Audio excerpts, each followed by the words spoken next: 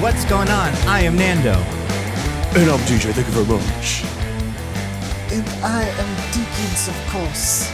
We're gonna get to it, and this is mostly nitpicking, a podcast where every week we pick apart a piece of pop culture by looking exclusively at the details. Woo! Woohoo! Woohoo!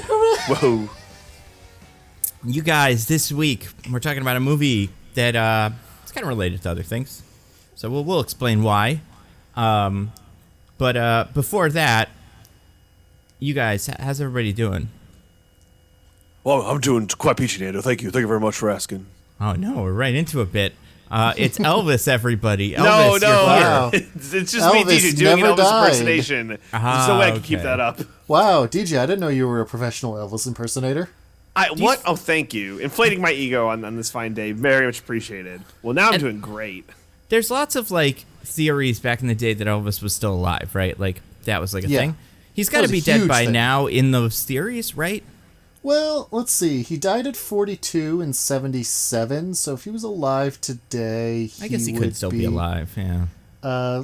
Be in his 90s, so he'd be, or no, his 80s, sorry. He'd be like 87. So possible. So it's probably possible. still alive, He'd I be mean, old. Priscilla Presley's still alive, right? Yeah, but That's she true, was 10 years younger. Way younger than him. Yeah. Oh, well, so what? That makes her 77? All right. Yeah. I mean. Yeah, we'll talk about some things about her age when we get to it. Yeah. But you guys, speaking of Elvis, speaking of the king, we have to talk about the queen. You guys, there's one bit of news. I don't have too much news, but I have one news thing The about Queen's the queen. alive again. Yeah. She They came reanimated back. her body. Did you guys hear about the news station in Britain that did not play the Queen's whatever ceremony? Like, Oh, I don't know if it was a no. funeral or procession or something, but everybody was playing it except for them. They were playing something else. Did we hear about this? I did not. No. Oh, all right. You're gonna love this, you guys. They've been arrested. Take a wild guess at what they were playing. You'll never get it, but guess anyway. The Great British Baking Show. No, it's a movie.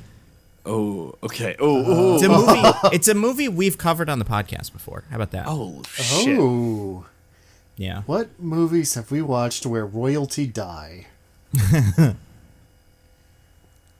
Like, what the, movie would they play? The then? King's Man. No, that'd be a good one.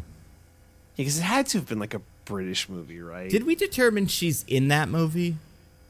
No, she's not. No, She- like we she don't know if was her head not a- gets blown up in the first one. Oh, in No, the we're first talking one? about you're talking about the original, like the new one that's like, what were the Kingsmen Oh, like before? Yeah, no, no, that she's was- not in that. That was World War One. She wasn't alive yet. That's true. Yeah. Oh, good golly gosh. I'll give Was DJ it like one guess and Avengers then I'll tell you. Endgame? What'd you say? Oh no, that would be good. That'd be funny if like it was right at the moment they timed it so right as the Hulk snapped, they dropped her in the ground or something. Kind of like people time stuff to New Year's. No, you guys, it's another movie. It makes a lot of It's sense when you really Elvis, think about it. 2022. Oh, that would have been trouble for just showing Was that she a on fan? TV. Yeah. Yeah. I wonder. She doesn't come up in this, right? I don't think so. No. Yeah. She probably wouldn't have been a fan. But maybe. But you guys, no, of course not. It is the Emoji Movie. What? 2015's the Emoji Movie. Yeah. Right. They were showing it. They were showing it in a tribute to Saudi Arabia, it being one of the first movies allowed there. That's right.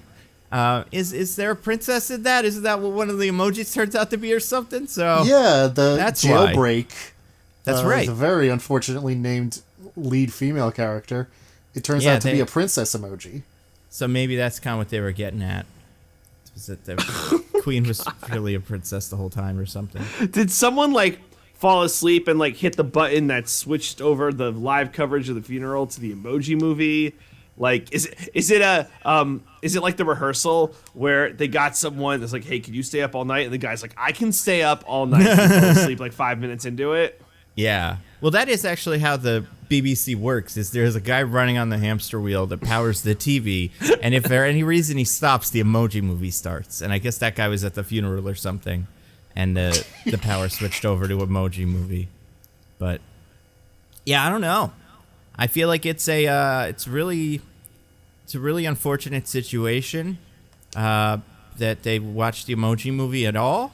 But hey, man, I can't imagine the Queen's thing was any more interesting than the Emoji movie. I was going to say, what would you rather do? Watch the Emoji movie again, or be in the queue to spend 2 seconds vaguely near the Queen's coffin?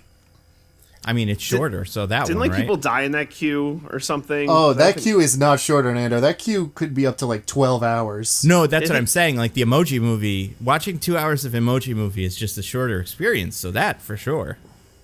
Yeah, right? but you can do other stuff while you're in the queue. You could bring a book or something. Oh, you could watch the Emoji movie in the queue. Maybe they should have shown it.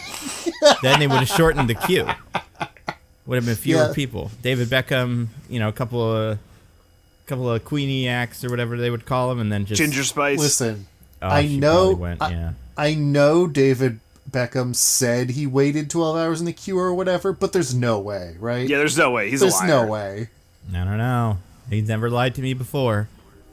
So I'm going to take this one. He gets one lie, and then he's the liar. But so far, no lies. If, like, Tom Brady said it, I'd be suspicious. Right. Because he is a suspicious man. But David Beckham, a trustworthy man. Yeah. And Well, it's not like Tom Brady. Oh, wait, no, sorry. That wasn't Tom Brady. That was some other football man who did some shady stuff recently. Pick one. Yeah, there's quite a few. Which shady football guy? I know which one you're thinking of. I can't remember his name either. The one on the remember. Cowboys, right? Or yeah. No, he's on the Wisconsin team. Aaron Rodgers? oh, are you talking about Aaron? No, Aaron no, the he used Vaccine to Rodgers? be. No. A guy who used to be. He's no longer on the team, but he did a big welfare fraud. Oh, Brett Oh, my Favre. gosh. Yeah. Brett Favre. Oh, that's Brett it. Favre. Oh, yeah. Brett Favre is evil now. I mean, sorry. He's always been evil, but now we all know he's super evil. Yeah. It's really funny that I said the football man who was in a big scandal, and it took us this long to think of who I It meant. could be anyone, man. Yeah. Every football man is in a scandal. And even the ones that aren't in scandals, you're like, I know what he's like Drew Brees. It's like, he's not doing anything illegal right now, but he is like a big Amway guy. And I'm like, that's like a scandal kind of in like a year or two, probably. Yeah, right. But just not yet. So, yeah. I can't. And Peyton Manning's trying to kill Santa Claus or whatever. We talked about that last week or 2 weeks ago. Yeah. So he's even the ones you think you auditioning could trust, you can't trust. Well, he's auditioning to get to strangle Tim Allen with his bare hands, which frankly would be a service. That would be good. Yeah. Then Tom Hanks could do both of the voices in those Toy Story movies. We'd love that. Wouldn't that be terrific? I always forget that Tim Allen. I need more in Tom those. Hanks voices in my life. Yeah. You don't think that they're gonna just have Chris Evans be the permanent Buzz from now on? Oh, that would be smart. That would be actually way better, probably. I think we said this in the Lightyear episode that only cool kids were invited to, but That's he right. does a surprisingly good Buzz voice. Yeah. And Tim Allen's weird, so screw it.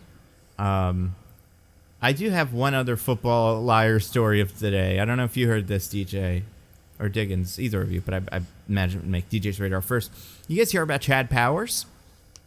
Ooh, this missed my radar. I have literally never heard the name Chad Powers in my life. No. Well, it didn't exist until yesterday. It is a fake name created by Eli Manning, who put on a wig and a fake nose and stuff and went and tried out for the Penn State football team as Chad Powers. I did see that Eli Manning did like a funny fake football thing, but okay. Yeah. Okay. He looks weird. I think people would be very polite if they were like, okay, that's what happened to him. Right. Like, So, this is like a Carl Havoc situation? honestly, it is unintentionally Carl Havoc. I'll put it in the checks. It's pretty weird. But Here, I got a strange image. This is like one of the weirder images. I guess the question first, let me look at this image and have an organic reaction to it. That's Chad Powers. it looks much worse in motion. Honestly, I mean, it is weird. If I saw that man in real life, I'd be like, what happened to your nose?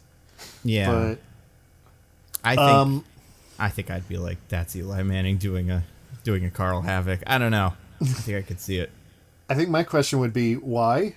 Why did this happen? for a bit or something. Yeah, he's doing a bit. But I think the hard part is like, for Penn State, you need someone who looks like, more or less a child. Yeah, I was gonna say this Chad is like, Powers is clearly a full-grown adult. Yeah, this is a man. This is a grown ass man. Like Right. even if you don't realize it's Eli Manning, you'd be like, "What are you doing here, sir?" Yeah, like Yeah. you're old. You're old person. He looks like a certain person in a bunch of weird makeup that we may talk about in a couple of seconds. Ooh. He's given this Penn State the good old snow job. But yeah, so basically everyone don't trust football players, they're liars. Yeah, they do nothing but lie all day, every day. But you guys, we have to talk about a person that is not a liar. Elvis, I guess. Does he lie in this movie? I mean, He lies I mean- about sleeping with women, kind of. I was gonna say, it doesn't really come up in the movie very much, but he did cheat on his wife, like, constantly. Yeah, I guess it's not that he lies to her about it, although I don't know how it happened in real life, like this bit, but he does. He's like, is it because I'm cheating with all the ladies? And she's like, I don't give a shit about that. Obviously, Yeah, that's what right. you're doing. I'm not stupid. So, yeah, he just didn't say amazing. it. Lying by omission, I guess. It's amazing how women in these movies never care about them sleeping with all those other women. Yeah, I mean, It's always like that comes up, they're like, no, that's not a problem. It's the other thing that's the real problem. And it's like, I don't know. If one of you said, yes, that's the problem, I'd be like, that's fair. yeah, I mean, I'd be like, you gotta, yeah. I mean, he's gonna sleep with other women, and his heart's gonna explode in like a week. So I guess maybe pick your like problems, but yeah, it definitely would be a reasonable reason to walk out on Elvis. But we'll talk about it because we are talking this week about 2022's Baz Luhrmann's Elvis. You guys, Whoa. they made an Elvis movie. Have they made an Elvis movie before? They must have, Oh, right? yeah. Dude, they made an Elvis movie like 2 years after he died. What's the what would you say is like is there like a second most popular Elvis movie? Bubba Hotep. Oh yeah, well that's true. That is a about as good as this sometimes when it comes to accents. Although honestly, some of the accents in this movie are pretty incredible and some are not, which we will get to. Yeah, it's tough because if you Google Elvis movie, you just get this one. But like, there must have been others. I'm well, sure. this is the biggest one ever, apparently. Nothing It has bigger to be. than Baz Luhrmann's Elvis. Yeah, It's definitely the most expensive one. and we wanted to talk about it because for three reasons. A, it's on HBO, so people can watch it easily. And that's a relatively recent development. B, everybody's talking about Queen of England, but this is the King of America, and we think the Queen of England is stupid and the King of America is cool. And C, it has been unofficially for a while, but now it is officially September. The September, but Tom Hanks is the guy who we're going to talk about a lot after Pinocchio and this, which I don't know if you guys have seen, but we were ahead of the curve on Pinocchio. I have seen so Hell many yeah. YouTubers recently making videos, like the last couple days, like this is the worst movie ever, and they're right. But like, I think we saw that and coming. We were like, yeah. Nando, how could we forget? I almost feel egregious not mentioning this. There's a news of the week that we glanced over that I feel ashamed that we glanced over. Oh, I don't remember what it is, but I do remember that it exists. Predicting the future, mostly nitpicking again. Oh at my the god, Oh, forefront. that's yes, true. of All right. course. I'm gonna rewind all that Elvis stuff. Okay. Much like this movie probably did a couple times, right? Some sort of like shitty yeah. rewind effect. Yeah, we're gonna do that. I don't think Before they we ever get to literally that, did that. They just actually, it would have been less confusing if they did, because it's just like we're just in a scene and then suddenly we're in the past, and I don't that's know true. why. It would just be me going like, by the way, more news of the week before we get to Elvis. You guys, we did call a shot, and we said it during the thing that David Zaslav was listening, and he should listen to us, and he finally did. Took him long enough. DJ, would you like to tell the news since you remembered it and I had forgotten? Yeah, absolutely. Well, we put it out there, and we again get to be trendsetters, much like Pinocchio, much like this news, with a Constantine sequel is in the works at Warner Brothers. Yeah, Keanu's back. I think the director is back. We don't know too much else. They were originally going to make a Constantine show, and that got like canned with this taking its place, which makes sense. We're gonna make So we another did it? Constantine show, to be clear. That's true. Yeah, it would have been different from the other one. But yeah, we did it. I think we did it. Nobody else was talking about Constantine movie besides Right? us, and it Yeah. just happened to happen 2 weeks later. It feels like we did it. Yeah. Do you guys want to take another swing at this movie? Say more things to David Zaslav? What do I want out of a constant tune? Yeah. I mean, Shia LaBeouf can't come back because he's bad now. Yes, absolutely Unfortunately not. Replace him with Harry Styles. That's what we need to do. That's don't what know. you do in movies No, these he's days. toxic. No. I was gonna say, can they No. afford to have all their actors get spit on? Guy, Hey, Keanu Reeves if- will set that kid straight, I think. And I if don't you look think at the you can do video, anything. Diggins, the spit was an optical illusion. He Yeah. did. It's so funny. I've showed that video to Michelle half a dozen times, and she swears like he didn't spit on him. It's that people are just making something out of nothing. He did not spit on him. I mean, we haven't talked about this yet because who gives a shit? But also, I mean, or did we talk about it? I don't know. I think we didn't. mentioned We it did not. obliquely. We've but like maybe. referenced it, but we've never like talked about it. I'm sure we've all seen the video enough times to have an opinion on it, right? I have. DJ, you Yeah, just mentioned same. it. Diggins, have you? I've seen the video. So, like, if he didn't spit on him, he spit some sort of psychic energy at him that Chris Pine was able to detect as if it were spit. But, like, yeah, that's what that video is of, I imagine. I don't know. I have no other all the other explanations I think are very strange. He's just looking down. He's trying to find his glasses that he put down 1 second ago, you know? the straight doing a answer. quick glasses He's check. just looking down because think about it. Why would you spit on a person in public? I mean, listen. Also, I would say this: how could he have that much control for such a tiny stream of spit? I think he spits on his fans a lot. I think that's how he gets his jollies. He's a weird little sicko, and he's good at it by now. He could spit on someone in like the 6th row of a One Direction concert. If he needs to. He's from One Direction, right? That's what this guy Yes, came from. you got It's the not right just Eternals wasn't his first big spot on the Hollywood spotlight. Yeah, that's what Other really stuff. made him famous. That Yeah. that and Don't Yeah. Worry, Darling. Yeah, I Oh mean, my god! have you guys seen the clip of "Don't Worry, Darling," where he cycles No. through 5 accents in one sentence? Because I So don't is know that if what we're we're doing gonna, next? That actually comes out next week. Speaking of Yeah. accent timbre, Actually- which might be what it is.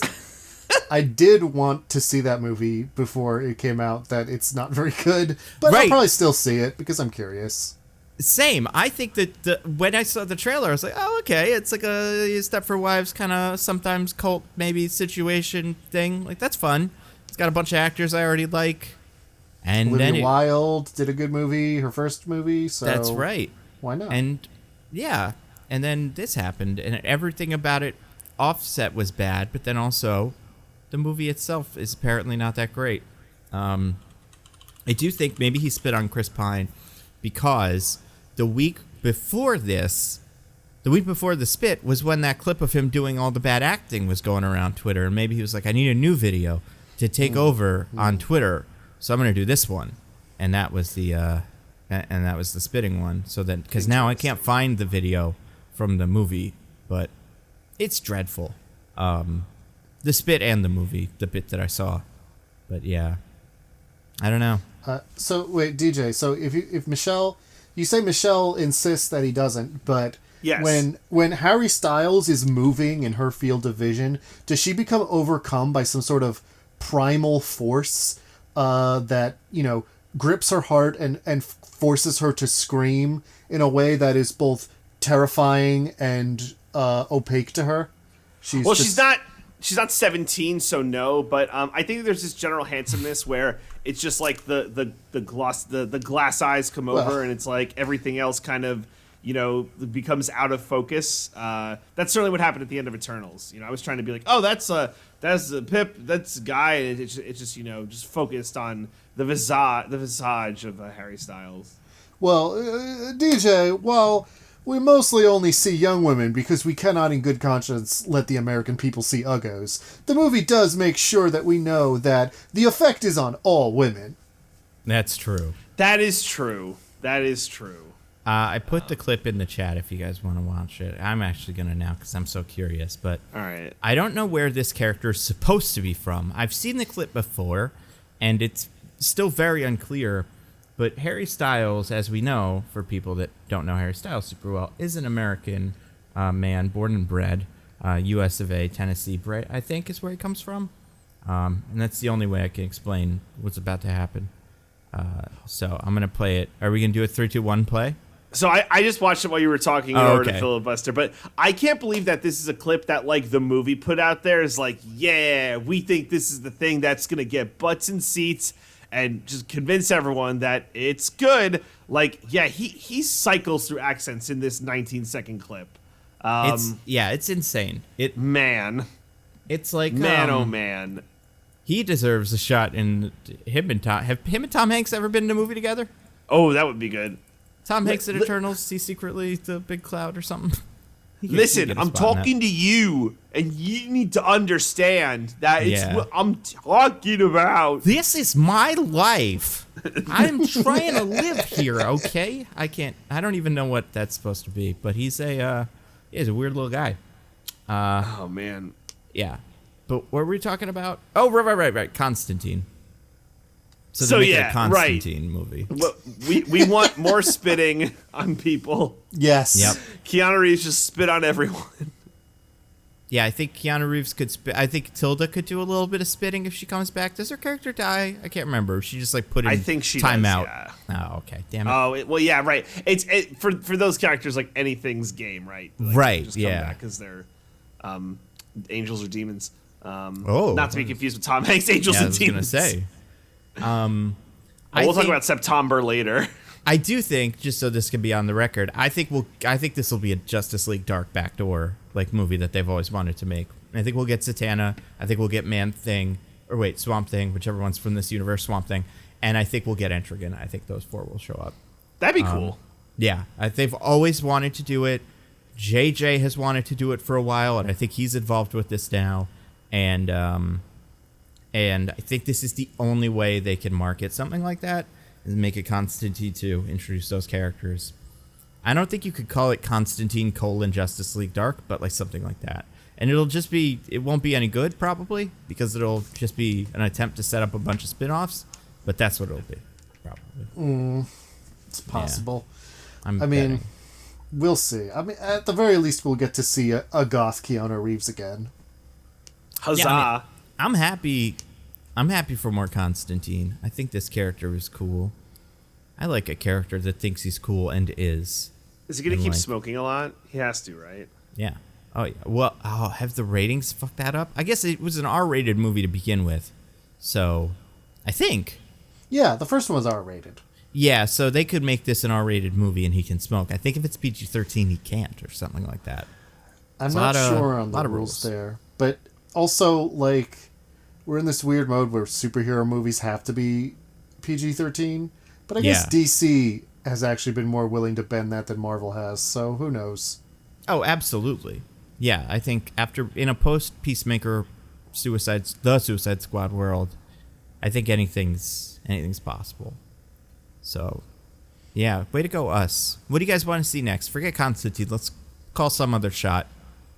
What other movies have we done? Well, it has to be what we're reviewing. I feel like we have to put the shine on it to talk about it and then ask for the sequel. So we're gonna get the Elvis sequel about how he faked his death. Yeah, or a Pinocchio sequel, or Samaritan 2, or no, you know what we will get. This is what it would be: is a Jumper 2.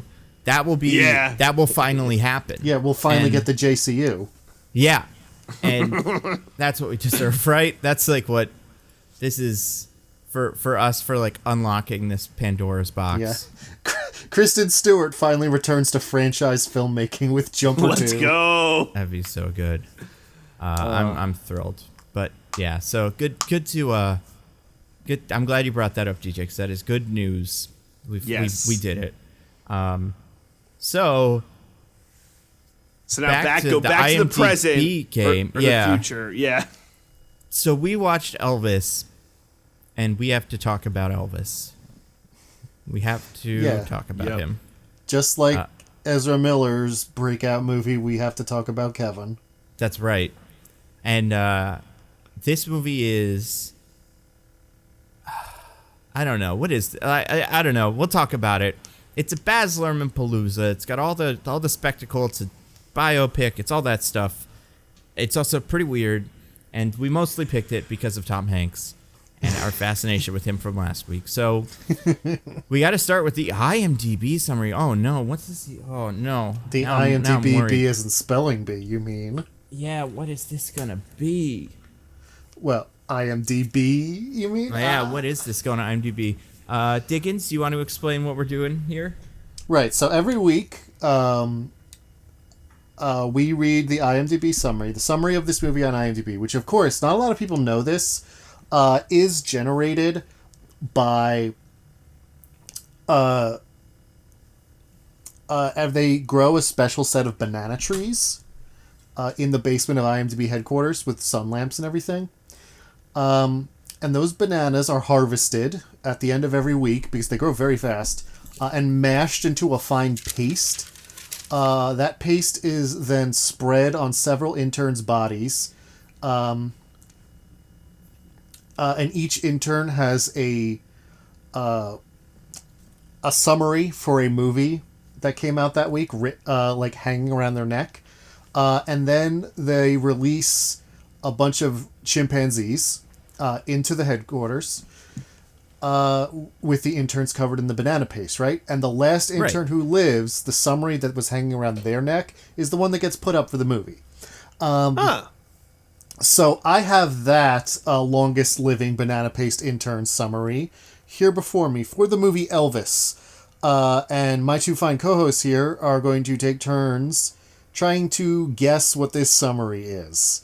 I give you a little hint about this one. It's accurate, but bland and a little weirdly constructed as a sentence. Okay, so like a Baz Luhrmann movie. Perfect. That's gonna sound like our sentences usually. Our sentences that we give you are usually pretty weirdly constructed. So yeah, I mean it's pretty standard for what we usually think these things are. Yeah. So I believe who lost last week? Oh, me. Nando. I've been losing all of these. This is my job Right. now. Of course. So you get yes. to pick whether to go first or second. Nando's been jobbing, so yeah. Oh, yeah. I'll go first because I have something written down now that I think is Oh, nice. fine. All right, here we go. After Elvis Presley is discovered by the mysterious Colonel Tom Parker, the two go on a musical adventure that leads to sex, drugs, and rock and roll. Okay. All right, I'm gonna take a different tact. Okay. All right.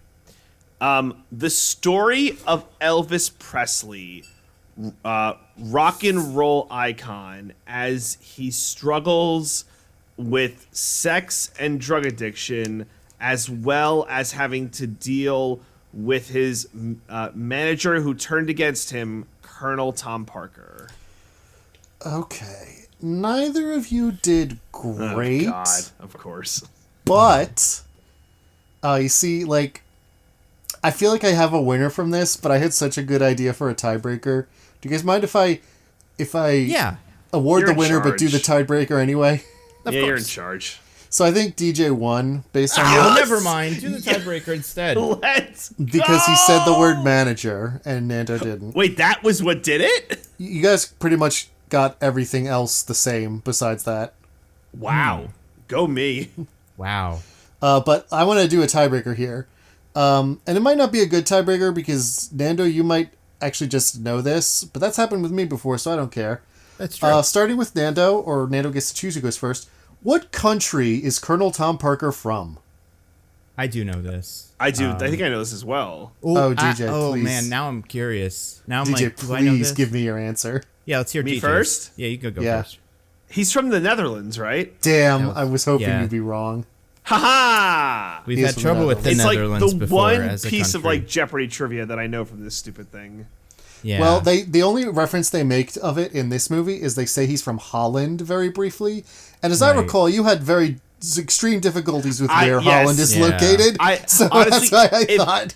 If I had heard that in the movie, then I would have gotten this wrong, but I don't remember that line from the movie. It's well, very to be brief. clear, DJ has trouble with where Holland is.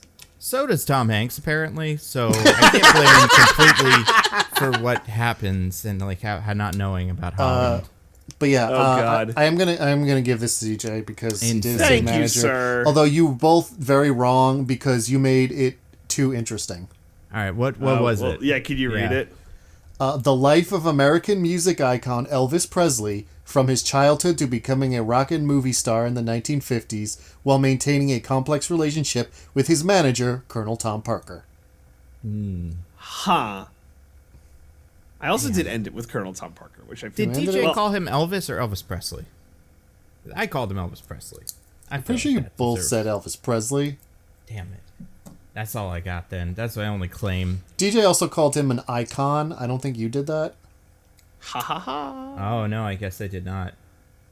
Yeah, no, I didn't do that. I'm sorry you're getting destroyed, Nando. I actually feel bad. I don't know what happened. I used to be good at this, and now I'm bad. And as I mentioned before, all I'm doing is giving Diggins the yearly win because I cannot possibly catch up to him. That's true. You're ruining this. I'm just ruining everything. Yeah. Yeah, you're... What's it called? I guess... Do I get... Oh, wait. Oh, you have to give the summary of this back. Yeah. Yeah, you have to try to summarize Honestly, this movie, Nando. Can we just say, like, it's an... I feel bad. Can we say it's an Elvis biopic? I mean, you get it, listen, right, people? Yeah, right. We'll either be here for the next 5 seconds or the rest of the podcast.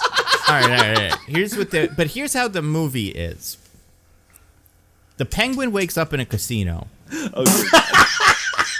And he tells us that he is an evil man who did bad things to Elvis, or did he? But, like, if you didn't, why are you even bringing it up?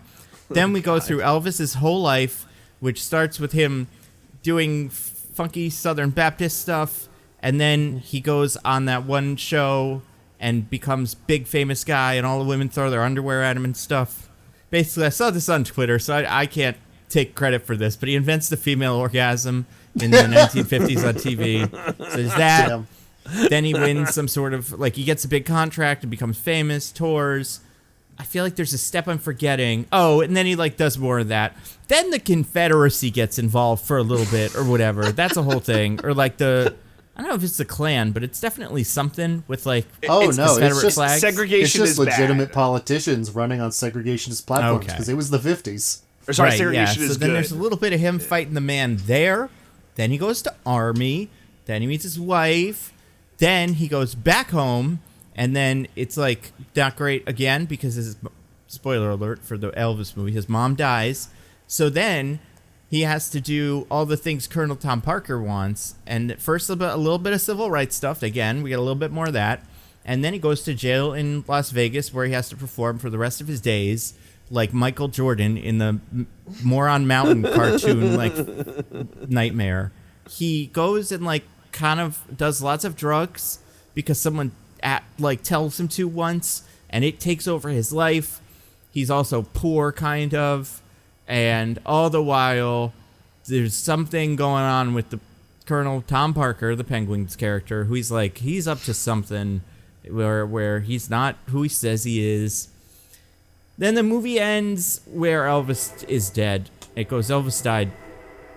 Because it's a biopic that isn't about anything, kind of. So it just, like, goes, like... And then this is the last couple of things. Elvis is in it. Our principal characters. It's really Elvis, Colonel Tom Parker.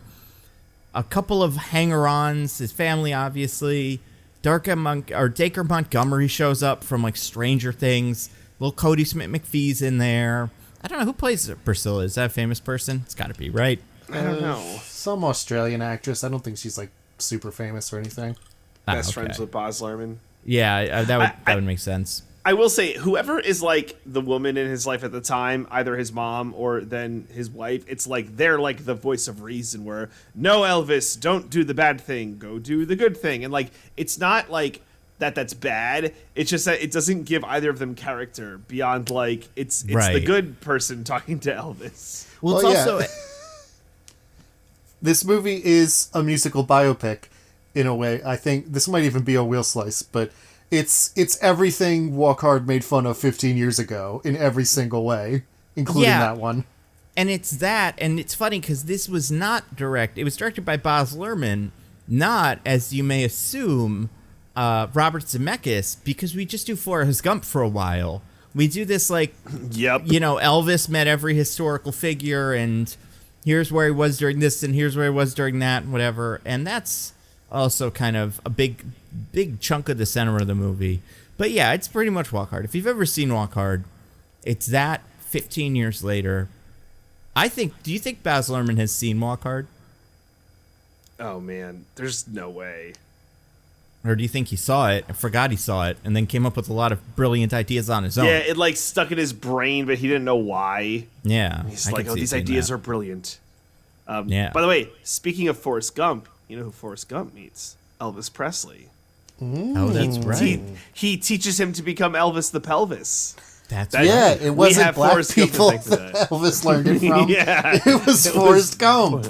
Yeah. Played by Tom Hanks. Played by Thomas who in this Hanks, movie yeah. is Oh my Colonel Tom God. Parker. Tom Hanks went back in time and taught himself. It's a really, I would say this movie, in terms of like the vibe, it is, and the vibe to kind of finish up this summary thing, it does jerk you back and forth in this, because it's all threaded by this weird narration from Colonel Tom Parker, who's saying like, I did this, or did I? Ooh, maybe I'm the villain Nando, of the thing. Anyway. Can you please say it correctly?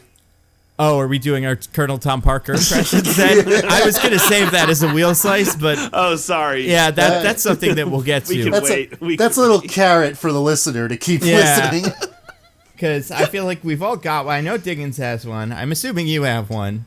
And I'll I can't give help mine but a not shot. have one. Yeah, I mean, it's, none of them are good, but it's also, his accent isn't good, so ours is kind of like, it's like a copy of a copy. So it's almost like a more true test of how much we can mimic one specific accent, because it's not based on anything except what Tom Hanks came up with that day. As someone Yeah, who's and- been to the Netherlands, there's absolutely no Dutch person who has ever spoken like this. But also, Yeah. his accent depended on like whatever that day of filming was, because it Right. changes so rapidly. Because I think it's been established at this point, Tom Hanks can't do accents.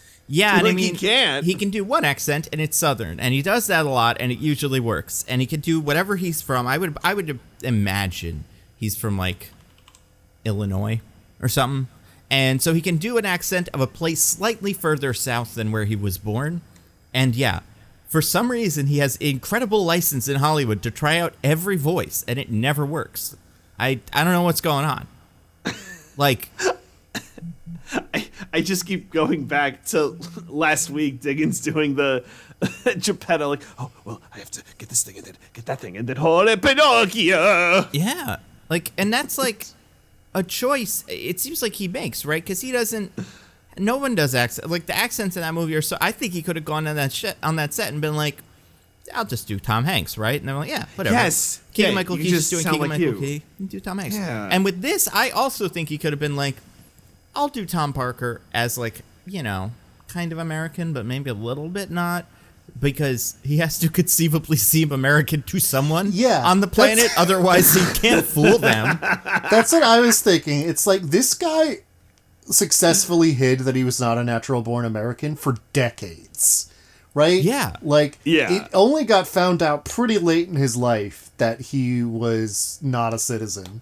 So, like, if he was going around talking like this, that ruse wouldn't have lasted for 5 seconds. I know. So it really does feel like Tom Hanks is just like, I think I could whip out my, whatever this accent is for this movie. And he does it so frequently. Like, in Cloud Atlas, I don't know if there's an accent attached to this. He plays a Chinese man or something. With like makeup and everything. It's horrible. But like, why does Tom Hanks think he's this chameleon? That's never been what he's good at. He's always just kind of a nice kind of, folksy, He's an American charming everyman. Yeah. Yeah. Or a superhero in terms of like being Sully or the Captain Phillips. Like that's what he can be. But he plays heroes who are heroes because they're everyman. Right. Yeah. Thrust into extreme circumstances. Got it. Exactly. Got it. And even that's what Saving Private Ryan is, right? He's a teacher who's like just in charge of this part of the war. But like he does always have a certain amount of like, yeah, he's a normal guy. You can meet him in the supermarket and just be like, that's a guy I know. But it's also strange to me because like maybe we're like the wrong age group for this, but like I don't know, are people who are like our parents' age, like they knew exactly what Colonel Tom Parker sounded No, like. Tom Hanks didn't even know. I looked at interviews Oh my with God. him. Nobody knew. Like, he was such a weird Jesus private Christ. person, and he didn't, like, and a lot of this, happened before he would have done, like, a lot of TikToks or, like, cameos. Sure. So, like, there's not a lot of recordings of his voice in general, but, like, yeah, he was very... So this was all Tom Hanks. Yeah, This is but, all like, Tom Hanks. Priscilla Outside of, Presley like- and Lisa Marie Presley are alive, and That's true. they could have come on set and been like, yeah, it wasn't that. Maybe they're really bad at accents, and they were trying to come up with something, and Tom Hanks was just like, "This is what she told me." I don't know. It does sound like I can't even.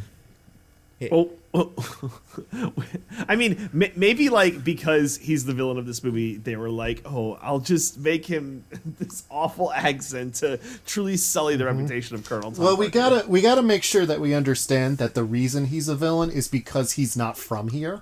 Yeah, right. Yeah, Not being American is his worst crime. So that's a good point. Like, Yeah. it's really funny how the movie is kind of framed around, like, yeah, he's been cheating and swindling Elvis for years and was, like, set up these really, really unfavorable contracts that gets him lots of money and has been bilking him to pay his gambling debts, etc., etc., etc. But the thing that drives Elvis over the edge is, we can't do international tours because you're a foreigner who doesn't have a passport? That's the last straw. He Yep. ain't even from here. Yep.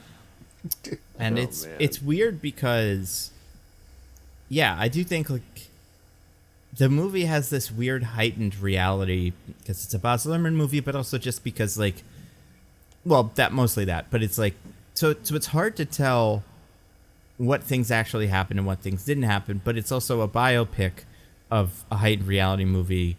So like, yeah, maybe he didn't sound like that at all. Maybe no one decided he did. But Baz Luhrmann was like, Tom Hanks, do a weird evil accent so people know he's bad. Like, I don't know. But anyway, that's the movie. It ends with him dying, and then they show a concert, like where he's good at it, and then and that's over. I mean, to be clear, he looked awful in that clip. Like Yeah, that is an he actual must have been recording. days from dying. Yeah, that was an actual recording of the last time he ever sang in public. Sure, I just mean he did good singing it. Oh, he did great singing. Sang He just well. looked but like yeah, shit. he looked like a mess. But yeah, let's do the. What did you guys think of it? DJ, you won. Oh, yeah. Inexplicably. So, what are your Okay. thoughts on Elvis? My goodness gracious. Okay, so I don't like this movie, and I really don't like Baz Luhrmann. I feel like watching his movies, I am on a combination of uppers and downers at the same time, and I just get like confused like during the movie. And I should say, so I have like my knowledge base of Elvis Presley is like he is the king of rock and roll. I think he stole some stuff from black people, and that's about it. Like, I know Graceland, I got that too. I know so little about Elvis. So, and it's like you're saying, Nando, I'm watching this movie, and I'm like, I don't know what reality is. Like, was he actually into Captain Marvel and wore a lightning bolt, and then, like, ascended into heaven by just, like, passing out in a church one day? Like Going to the combination sexy dance hall and church revival. It was so weird. Like, so this is happening the entire movie, and I'm just, as a viewer watching this, I mean, first of all, it's almost goddamn 3 hours, and I'm watching this, and I'm like, I don't like this at all. But like, what kills me is I don't think it's bad because like I will say I really enjoyed the kid. Like, I like Austin Butler a lot. Like, I thought his performance was good, and like I enjoyed watching him on a screen like be Elvis. And whenever a scene wasn't like poorly edited and lasted for longer than 3 minutes, I'm like, yeah, there's like a movie here. But it never lasts, and it's so fleeting. And then it's like a lot of quick jumps, and like literally decades are going by, and we're getting like sentences of information. I'm like, no, pause there. It seems like you skipped over some vital details, and it just makes for like a pretty frustrating watch. So like, it wasn't for me. Like, I don't think it's bad. I think it's like Baz Luhrmann probably has this like high floor, low ceiling where his movies are going to hit like a band of like, yeah, the production quality is like good enough to not suck, but it's going to be confusing because the man just does not know how to edit. And yeah, this is like kind of what you get. also we're like done with biopics. Like we're a decade past musical biopics, so this came like way too late. I mean, like he should have done this instead of The Great Gatsby in 2013. But like, well, here we are. If there's any justice in this world, then the Weird Al movie will be the second coming of Walk Hard and make us all realize that musical biopics are bad. Well, then we'll get another one of these in 15 years that makes the Walk Hard, like it'll make the Weird Al movie by accident. Yeah. Yeah. Take it totally seriously because, yeah, they just can't help themselves. I don't know.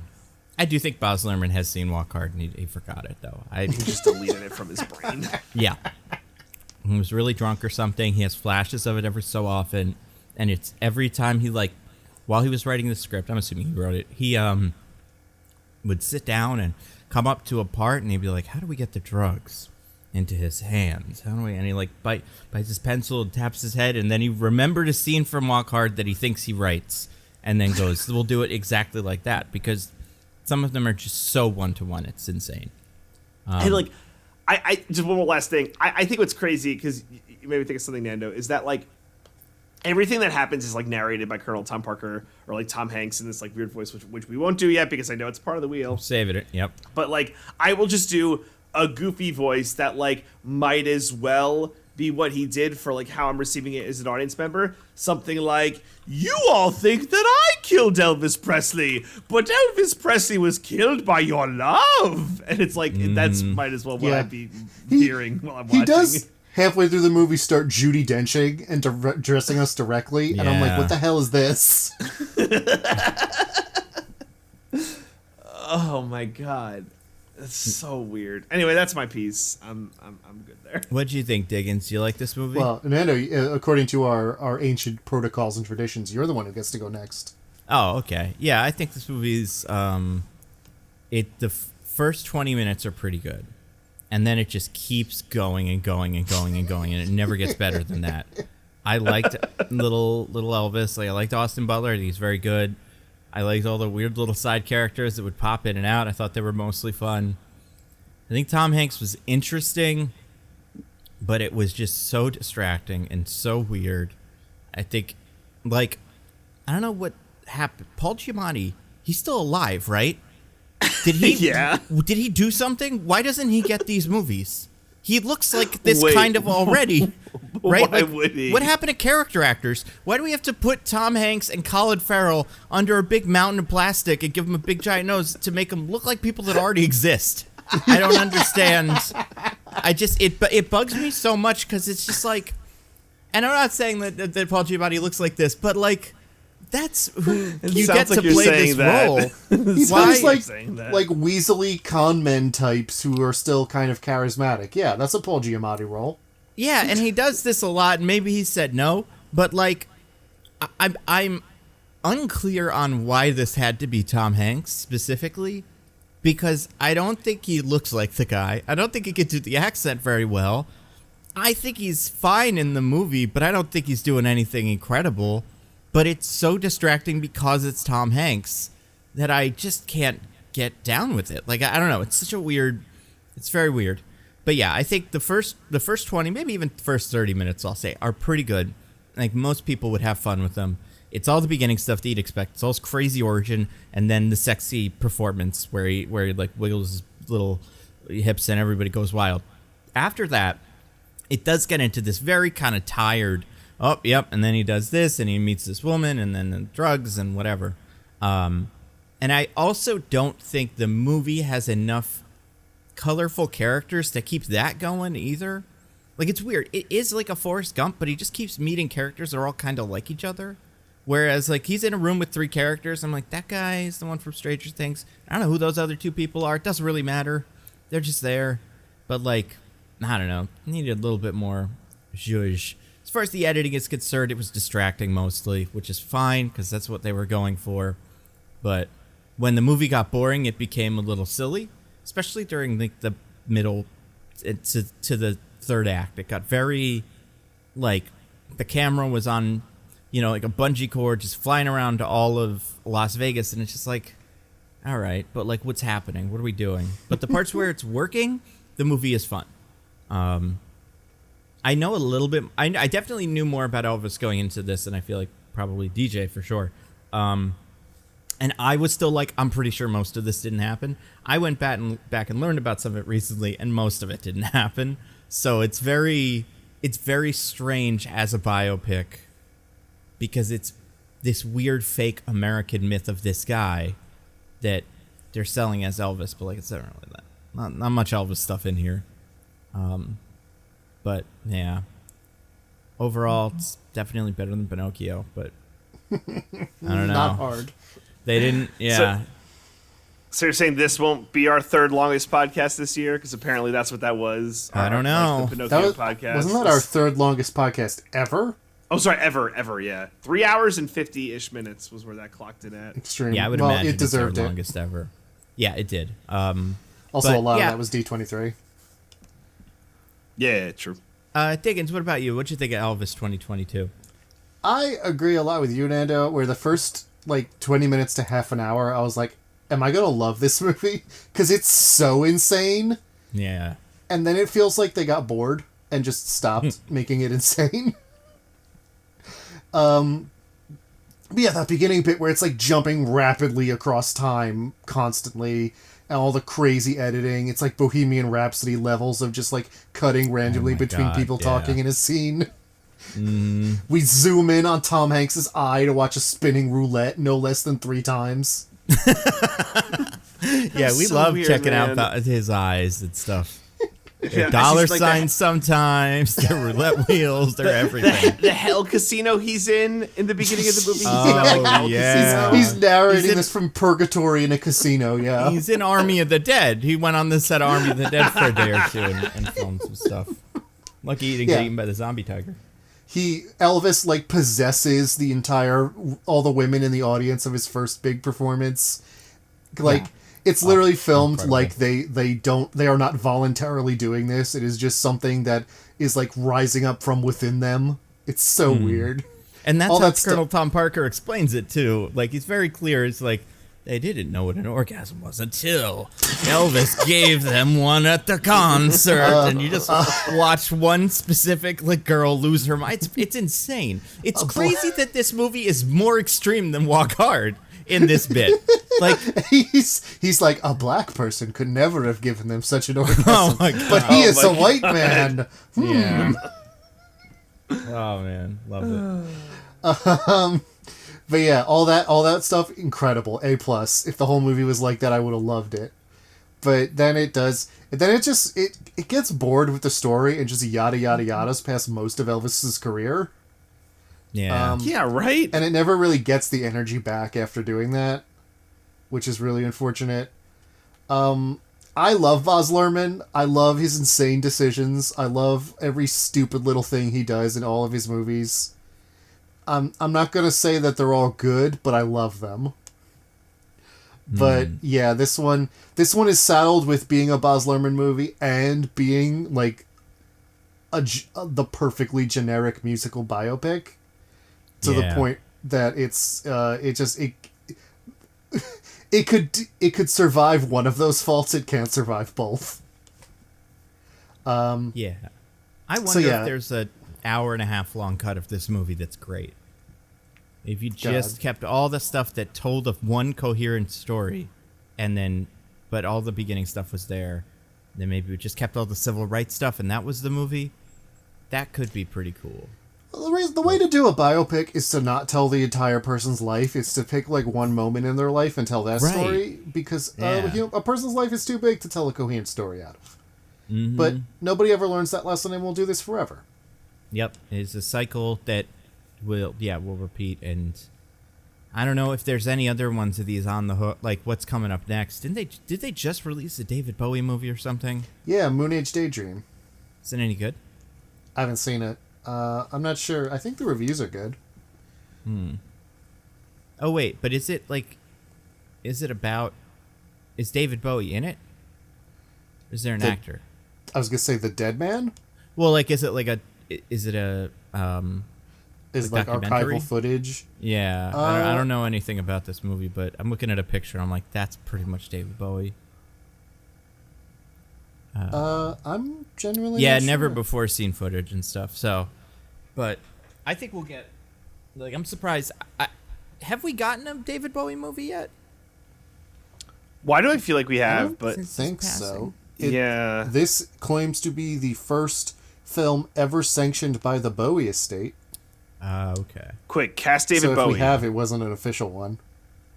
And I don't care for those one bit. I don't know who sanctioned this Elvis movie. It doesn't really paint anybody in a positive light. But Priscilla and Lisa tells a bunch of Marie weird apparently lies. both approved. Huh. Interesting. Interesting. Well, I mean, like, I'm I don't want to be curious, super like, cynical, but like well, money, we'll right? get to it. I mean, it doesn't. I would say the movie doesn't mention her affairs, so that might be why she's like, "Yeah, this is fine." Totes. Well, that and the movie gives her a lot of stuff to do that she didn't really do, or like she has a couple of impacts on the plot that I'm like, oh, okay, that's interesting. And you look it up, but she didn't do that. That was one of his other wives or something. Yeah, So- you look it up, and it's like he kept her locked in a room and never talked to her. And it's like, oh, Yeah. well, But, that's depressing. Yeah, I think we'll get a Bowie one soon. I think we'll get a Prince one of these soon, even though we already have one made by Prince. But like, someone will make that eventually. I hope. I don't know. We could be done. We could all decide to be done with these. We'll never make another one. Like, do you guys have a favorite musical biopic that you're like, I enjoyed that and thought it was done well? The Dewey No. Cox one is the best one they've ever made. I think Rocket Man is good. I think that is the most inventive any of these have ever gotten, and it aims to tell a pretty complete story that's not just his whole life, but I mean, you know, it's still way too long. I like Walk the Line. I like think it's like pretty good. And like Joaquin Phoenix does a lot to carry that movie, but like I think it's pretty good. And I have no idea if it holds up. I haven't seen it in a long time, but I don't know. I recall enjoying it. Yeah, I'm looking at a list of musical biopics right now. I swear to God, this is what it's telling me in the list of popular musical biopics. I'm going to read it left to right. Excuse me, Okay. right to left, so that the one on the left is last, but it is on the list. Okay, so it's Okay, Respect, okay. the Aretha Franklin one. Oh yeah. Just came out. It's something called A Line. Not sure what that is. But it's got a poster that seems right. Spencer? I don't think that's what that movie was. No, what? Yeah, it's not what No. she's known for. Bohemian Rhapsody, sure. Okay. Rocket Man, sure. Yeah. Straight Outta Compton, sure. People like that. Elvis, the one we just watched, and Father Stew. I think I just say the word Father Stew too many times around my phone that it's just decided if it recommends Father Stew to me enough, I'm gonna watch it. And it's not wrong. It That's might not- happen. That's not. And it is You know what? currently on my list of popular musical biopics, along with Spencer. I forgot there is one musical biopic I like. Yeah. Which one is that? Jackie Jomp Jomp.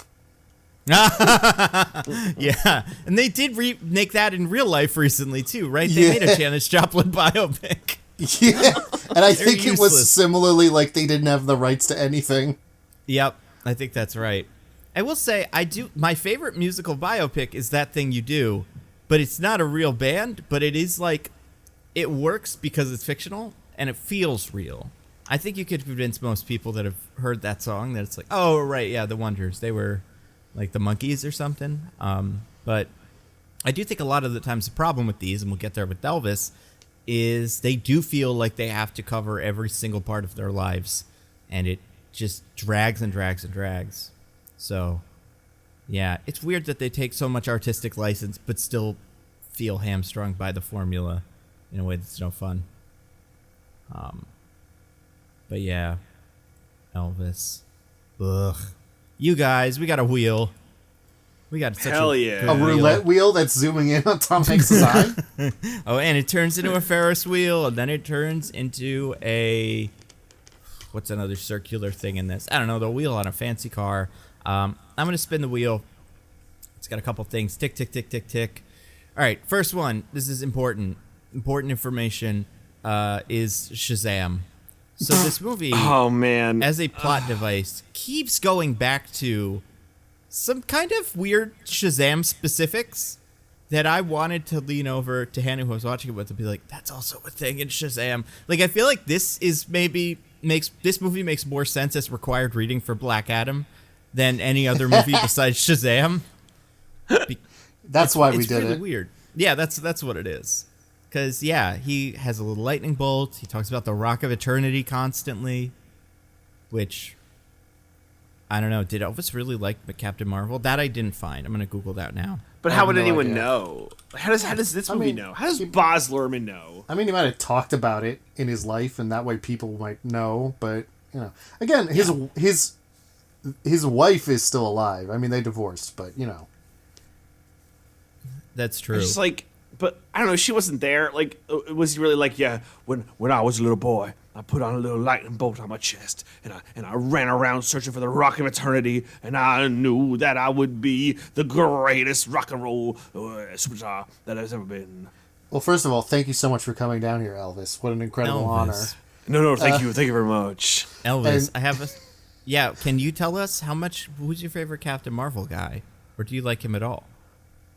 Well, obviously, my favorite Captain Marvel guys is one that you two share on the show. It's King Solomon. I love King Solomon so much. Right, because you're a devout Christian. Obviously, the movie's very clear as to where I am. Is it a Southern Baptist, or it's certainly nothing that's like Catholic or anything like that. But I surely a devout Christian. Praise Christ, praise Christ. Thank you very much.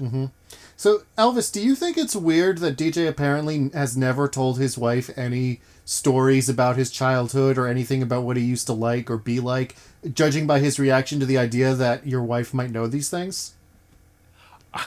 Honestly, Diggins, I think it's weird that you asked that question. It's obviously when you marry someone, you tell them nothing about that happened prior to you getting together. It is you keep the marriage about what happened and what happens in the future, but then you hide also things that happen in the future because those could be bad. So I think you're the weirdo that would want to talk with someone about things that happened in your childhood. No one would ever do that. Actually, that attitude makes perfect sense for what I know about your marriage, so... Thank you very much. Now, Elvis, have you seen the Shazam movie? Do you know they made one? They wait. Yeah. It's complicated, Nando. We don't get all of the movies in heaven. It takes a while. So we just got Age of You Ultron. went to heaven? Yeah, hold on, you made it to heaven? Wow. Well, obviously, Standards Wait, are low. Is the Queen I in believe in heaven? our Lord and Savior Jesus Christ. What was that? Is the Queen in heaven? So you can tell us. The Queen's still waiting, it's pending. Well, she's Pending. Anglican, so... Got a special master looking through all her documents to figure out if she goes to heaven or not. Well, I mean, if Elvis went to heaven because he believes in our Lord and Savior Jesus Christ, then that must mean Southern Baptist is the one true religion, which means the that's Queen true. being Anglican. Not only Anglican, but while she was alive, the head of the Anglican religion, like the Anglican Pope, she's probably, that bars her from hell instantly. Bars her from heaven instantly, excuse me. Wow. That's a good point. Elvis, so you don't get movies in heaven? No, we get it, but we're delayed. Like I just said, we just got Age of Ultron. So we're on like a 7-year delay. Oh, you're getting kind of close. What Shazam, like 2017, something like that. So So we got a few more years. They made it. Do you know who Zachary Levi is? Oh, he's the young man from. I guess I do not, Nando. I guess I do Chuck. not. He's from Chuck. He was in Tangled. I don't know if you guys have that in heaven. But yeah. Also, I'm so sorry, but I think my heaven connection is getting a little shaky because it's so hard to keep up. Do they not with have this good fine internet in heaven? interview. Nope, it's coming. All right. in and out. Well, wait, no. Elvis, before you go, just so you know, if you really liked We Have to Talk About Kevin, especially the young star in that movie, don't get attached. Oh I'll my keep that in mind, God. Diggins. Thank you very, very much. And I just want to be very clear that I am Elvis Presley, and it's because of the internet connection that I might not be Elvis Presley, and not because I'm a person who can't keep a consistent accent like someone in this Elvis movie that I had heard about. So I will say I am familiar with the Elvis movie because I did get a screener of it from Baz Luhrmann. Wait, so you saw sent this direct to movie? me. I did see this movie. I get in heaven.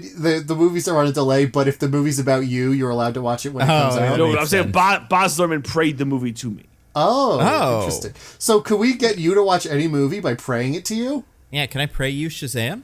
You pray really, really hard. Oh, I would love that. I would love. What if I pray Batgirl? Because I don't have it. But if I pray it to you, will you still get it? That's a great question. Do you And get then movies you can pray that it to me? that technically never existed in heaven? Because I mean, it's heaven. Yeah. You'd have to assume. Well, it's. I gotta be honest, gentlemen. Heaven's great, but it's not what you would imagine it is. It's just like it's another place, right? It's not perfect. It's not utopia. We have our problems here. Why not? Wait, hold on. What are you talking about? That's the whole premise. What's going on? Got like roach infestation, or what's the bad part? I just because you imagine that there are people who go to heaven, and like me, I'm not perfect. I've had drug overdoses in heaven. I've had in heaven they have drugs overdoses. We have whatever you want. It's heaven. What happens in hell? They have drugs that still have side effects in heaven? Yeah. It's not magic, It's just like a different place, right? So wait, can you die in heaven? No, you cannot die in heaven. No. Okay, Diggins. Can I get a sidebar real quick? Elvis, can you go check on some heaven stuff, real quick? Let me go do that. Let me Yeah. go. Thank you very much. Diggins, I Yeah? don't think Elvis is dead. I think he's on the island somewhere with Tupac or something.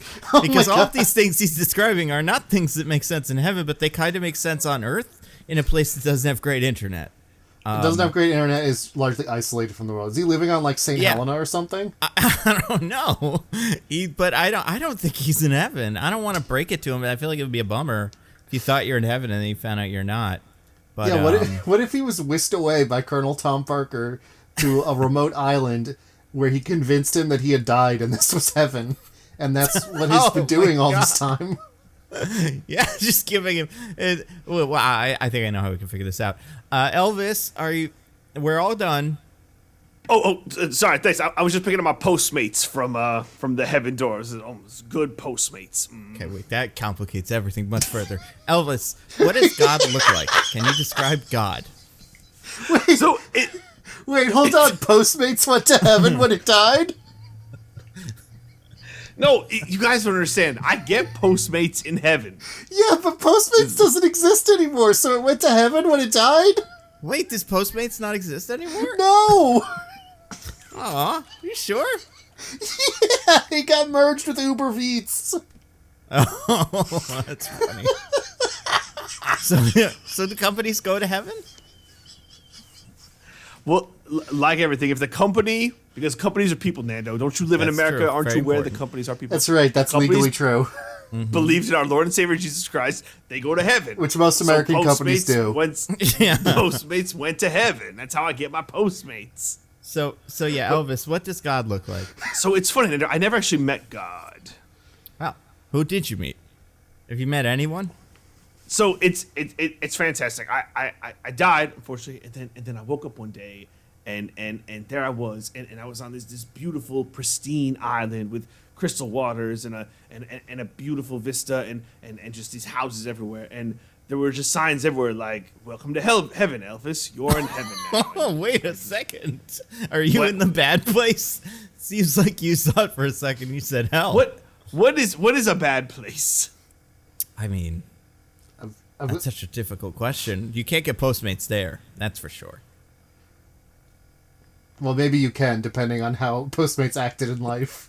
I just think I'm having a very heavenly experience. I meet all of my favorite people who died and also went to heaven. I met Steve Irwin. I was a fine gentleman. I met who else have I met? I met I met a fine fella by the name of Richard Nixon. You met him in life. Yeah. You guys met when you were alive. That wasn't in the movie for some reason, because it's really interesting, but yeah. And then in heaven. Apparently also they then did film a scene in for heaven. it that Baz Luhrmann himself described as insane, but they didn't put it in the movie. What? Pause. You're killing me here. So okay, well okay. I'm really happy to hear you're in heaven, gentlemen. It is. I have a shameful admission to make, and I cannot keep up this ruse any longer. What is it? Gentlemen, it's me. It's Michael Caine. Oh my God, no. Michael Caine! Michael I- Caine. Let- Yeah, that's a performance. I'm ashamed to admit this, but I was sending a request to Nando and Diggins. I was sending you requests, and I just kept getting turning it down. So I said, I know what I'll do. They're doing the Elvis movie. I'll pretend to be Elvis because I have a fabulous Elvis impersonation, as you could tell. As a yeah. I gotta say, Michael Caine, your American accents in general have improved drastically since you filmed The Weatherman. Oh, thank you very much. I appreciate that, Diggins. But yeah, so I put up this ruse, but I just couldn't keep up the lie, and I felt bad lying to my best friends. So it's me, Michael Caine, mea culpa. I'm sorry for deceiving you two, but I just really wanted to be on the podcast. It's been such a long time. That's great. That's really nice to hear from you. Congratulations, by the way. Apparently, Now You See Me 3 is in pre-production. Now You See 3 is getting made? Or Now You 3 Me, I think is... there's so many options. Or Now You 3 3. We're very excited. Yeah. Well, I think we might get this Austin Butler fellow and just get him on the movie because he's a talented young man. He's and I a would good love to get actor. him as part of the movie. But that's, again, I know so little about Elvis. I just Americana is not in my forte, but I couldn't lie. And You're waiting for Baz lie. Luhrmann's Beatles biopic. And it's true. I would love to be in it. I would make a great Paul McCartney. I would come back to acting for that, as a matter of fact. Also, and I will have you know this fact, Diggins, Postmates is not closed. They now just exclusively deliver to me, Michael Caine. I am the exclusive customer of Postmates. So you bought out Postmates so that they only work for you now? I did. And that's why I got confused. My Postmates came to the door, and I was like, oh, I forgot. I bought them for myself. Cool. So this has been a lovely interview. Thank you for having me people back. are Hopefully weird. next time it won't be under false pretenses. But thank you, gentlemen, for having we'll me, keep our Michael eyes out. Caine, on the podcast as Elvis Presley. Wow, thank you.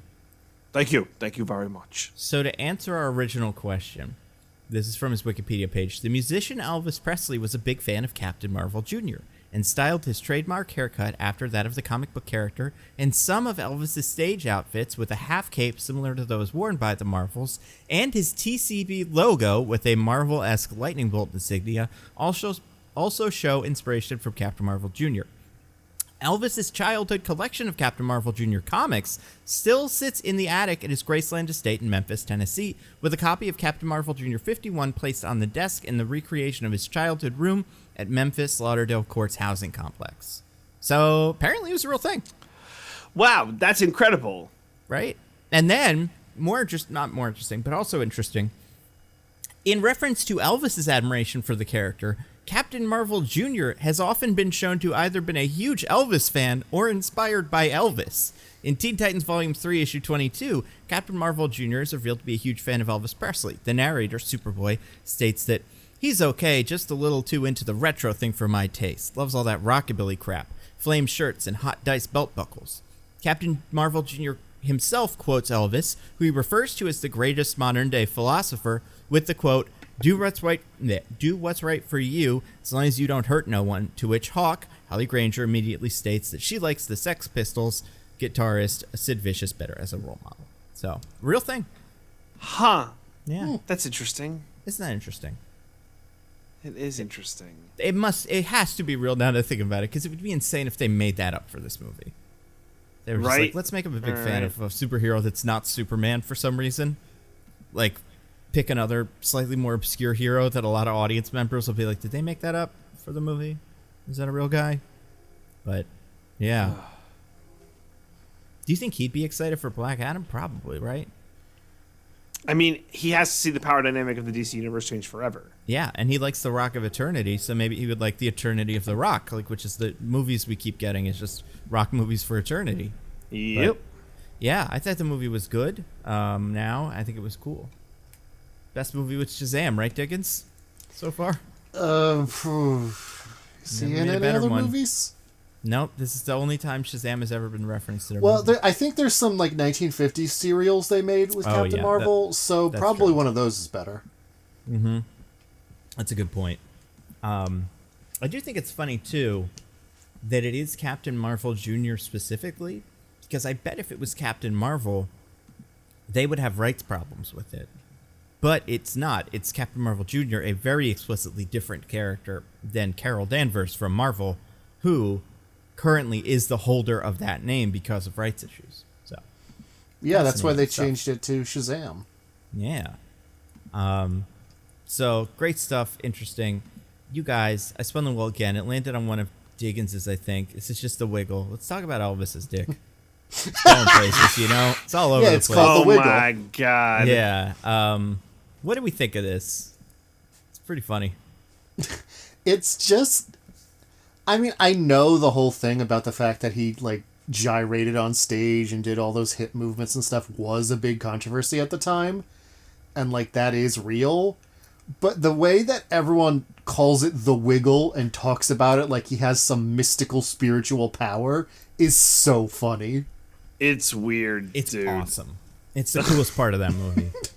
Like, I want him to use it to solve other problems. Like Fonzie with the you know, the jukebox. Just like, Jukebox? yeah, every time, like, you know, there's a holdup at the bank, he just wiggles a little bit, and then everybody loses their minds and all the robbers surrender or something. Like, I want it to be This- like that movie. I think it's Denzel Washington is the pilot who does drugs and drinks all the time. yeah, And at the Robert end, Zemeckis' Flight. yeah, and then at the end, when he has to go before a committee, but is like he can't do it, his buddies like power him up with more drugs and alcohol so that he can do it, thus proving that drugs and alcohol are good. Yeah. It should be like that, where at the end of the movie they're like, "Oh no, we've got to get this big pile of money to the bank before they foreclose on your old mama's grave, but there's all these women in the way, just standing there, refusing to move. If only someone could awaken their primal instincts and make them stampede in a certain direction so that we could get this wheelbarrow full of money to the bank." And Elvis is Yeah. like, "Oh, now, hold on there a second. I think that maybe there's something I can do about that." Oh my God, Elvis, you're back from heaven or hell or wherever you're actually from. That's fantastic. Well, actually, Nando, I was never really here. If you recall, that was Michael Caine who was talking to you before. Wait, but you're really Elvis though, right? I'm the real Elvis, yeah. Well, thank you very much. Where are you? I actually, a lot of people speculate about this. I never died. I'm still I alive. thought- Oh, I'm about 87 wow. right now, something like that. Are you in a retirement home with JFK? I was for a brief period. Yes, that did happen. But I know the ending of that movie seems a little ambiguous, but I did live. Nice. And JFK and I went on adventures across the country, traveling by the rails, eating the scraps we could find in trash cans, solving murder mysteries that happened to pop up wherever we were drifting through town. But I eventually got tired of that, and so now I live. I actually live in Dollywood. Wait, why? Oh, Why Dollywood? Yeah. I figured if no I one was in suspected? Graceland, that'd be a little too obvious, right? Like people would That figure it makes a out. lot of sense. But I live here in Dollywood, and people just think, "Oh, it's another one of them Elvis impersonators." Yeah. Elvis, I just have one question. Absolutely. When you met your wife, she was 14. What's the story with that? Well, now, Nano, if you were a true Elvis head, you'd know that I maintained for the rest of my life that we didn't sleep together till we were married. Right. But, like, you did, like, hang out with a 14-year-old, and you were like, yeah, this is cool. Absolutely. Big I fan met of a that? 14-year-old when I was 24, and I was like, I'm going to marry this woman. That is a cool thing to do, Elvis, and I think no one... I convinced could her disagree. parents to let me move in with me when she was still in high school. Oh, my goodness. That must have been really Yeah. awkward. In a different country, even, because she was from Britain. Oh, yeah. That's true. Mm-hmm. Well, thanks for clearing that up, Elvis. And you think... And again, I just want to get it on the record. You think that is cool and good and normal to do? I think when you're famous, they let you do it. Oh no, that makes a lot of sense actually. You have a lot in common with a certain person. Elvis, Really? I don't want to keep you too long. Who do you mean? because- I don't really follow current events anymore. You know. Oh, it's, do you guys not get current events in wherever you secretly are? I can't remember. Dollywood Mystery Machine. I mean, Dollywood, right? Yeah.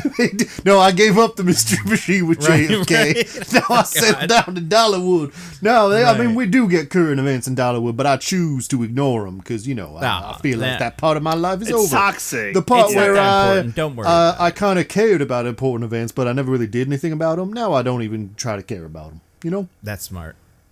It's very cool, Elvis. Well, I won't burden you with it, so don't look it up. They're making a Shazam movie. Have you seen that? I Probably did. really excited about that. Oh, great. I was extremely excited. Yeah, I don't know if you guys know this, but I was extremely fond of the character Captain Marvel when I was growing up. I heard about that. Big yeah. influence on a lot of my presentation. That's so great. And they're making Mm-hmm. another one. It's got Lucy Liu. You love her probably, right? She's in that. She's famous. I mean, I feel like think there's other she's famous people in it, I think right? she's mostly after I faked my death, but Yeah, that's you know. true. Helen Mirren, she's kicking. So, yeah, pretty good. You're gonna be very excited. It comes out in like 8 years, because they keep pushing it. No, I'm But not sure I'm Elvis- gonna make it because I am 87, but we'll see what happens. Elvis, I'm so happy you were able to come. Can you do a wiggle for us real quick? I want to hear it in the podcast. Oh, certainly, Nando. I can do that for you real quick. Let me just limber up here. Oh, that's important. Oh my god. Absolutely incredible. It's amazing at your age you're able to still do it, honestly. It's the greatest thing I've ever heard in my ears. I totally get it. I understand why this all worked for you, Elvis. Hey, Elvis, one more question real quick before you go. Ooh, You fucking your sorry. mom? What's going on there? Yeah, it really seemed kind of edible there in that movie, didn't it? Yeah, there's like a whole thing going on where I was like, Yeah, we came really close to kissing a few times. I thought that yeah, was you kind of both, weird. Like, it was like a romance novel in that house. Everybody was over everybody's shoulders and stuff. It was really weird. No, I had a very normal relationship with my mother. That's all Buzz learned. You gotta interrogate him about his relationship with his mama. Oh, maybe we should. Well, thank you so much, Elvis, for coming on and telling us all of those things. Well, Maybe we'll thank have you. you on for Captain Marvel 2 when that comes, or Shazam 2 when that comes out. I would absolutely love that, Nando, if I'm still alive and if they haven't found me living in the vents in Dollywood and kicked me out. Oh yeah, probably will now because they'll hear. Well, I don't know. We'll make sure this doesn't get to Dollywood, but we'll Well, thank get you. no promises. Thank you very much. Oh, that's great. Thank you, Elvis. So good to hear the real Elvis, not the fake impersonator Michael Caine. Yeah. Well, I'd love to sit and talk, gents, but I'm afraid that Elvis has got to leave the building. Oh yeah, they said that in this kind of, didn't they? Oh yeah. Almost, and it was cool to hear it. I like this movie now, actually. We're only in the Oh. good part. Remember when Colonel Tom Parker is hearing Elvis in the background, like in the back alley, and when Elvis is Yeah. praying, and he like it's like 15 zoom-ins in a row of like just his face as he learns every new detail about him. Yeah, it's super weird. It's wild. Yeah, I don't know. That scene is amazing, though. I do think that is worth watching this movie almost. The scene where he invents the wiggle. It's so silly. It's funny because, like, in that, the one he does in that scene, in that first one that gets this started, is like not the sexy wiggle.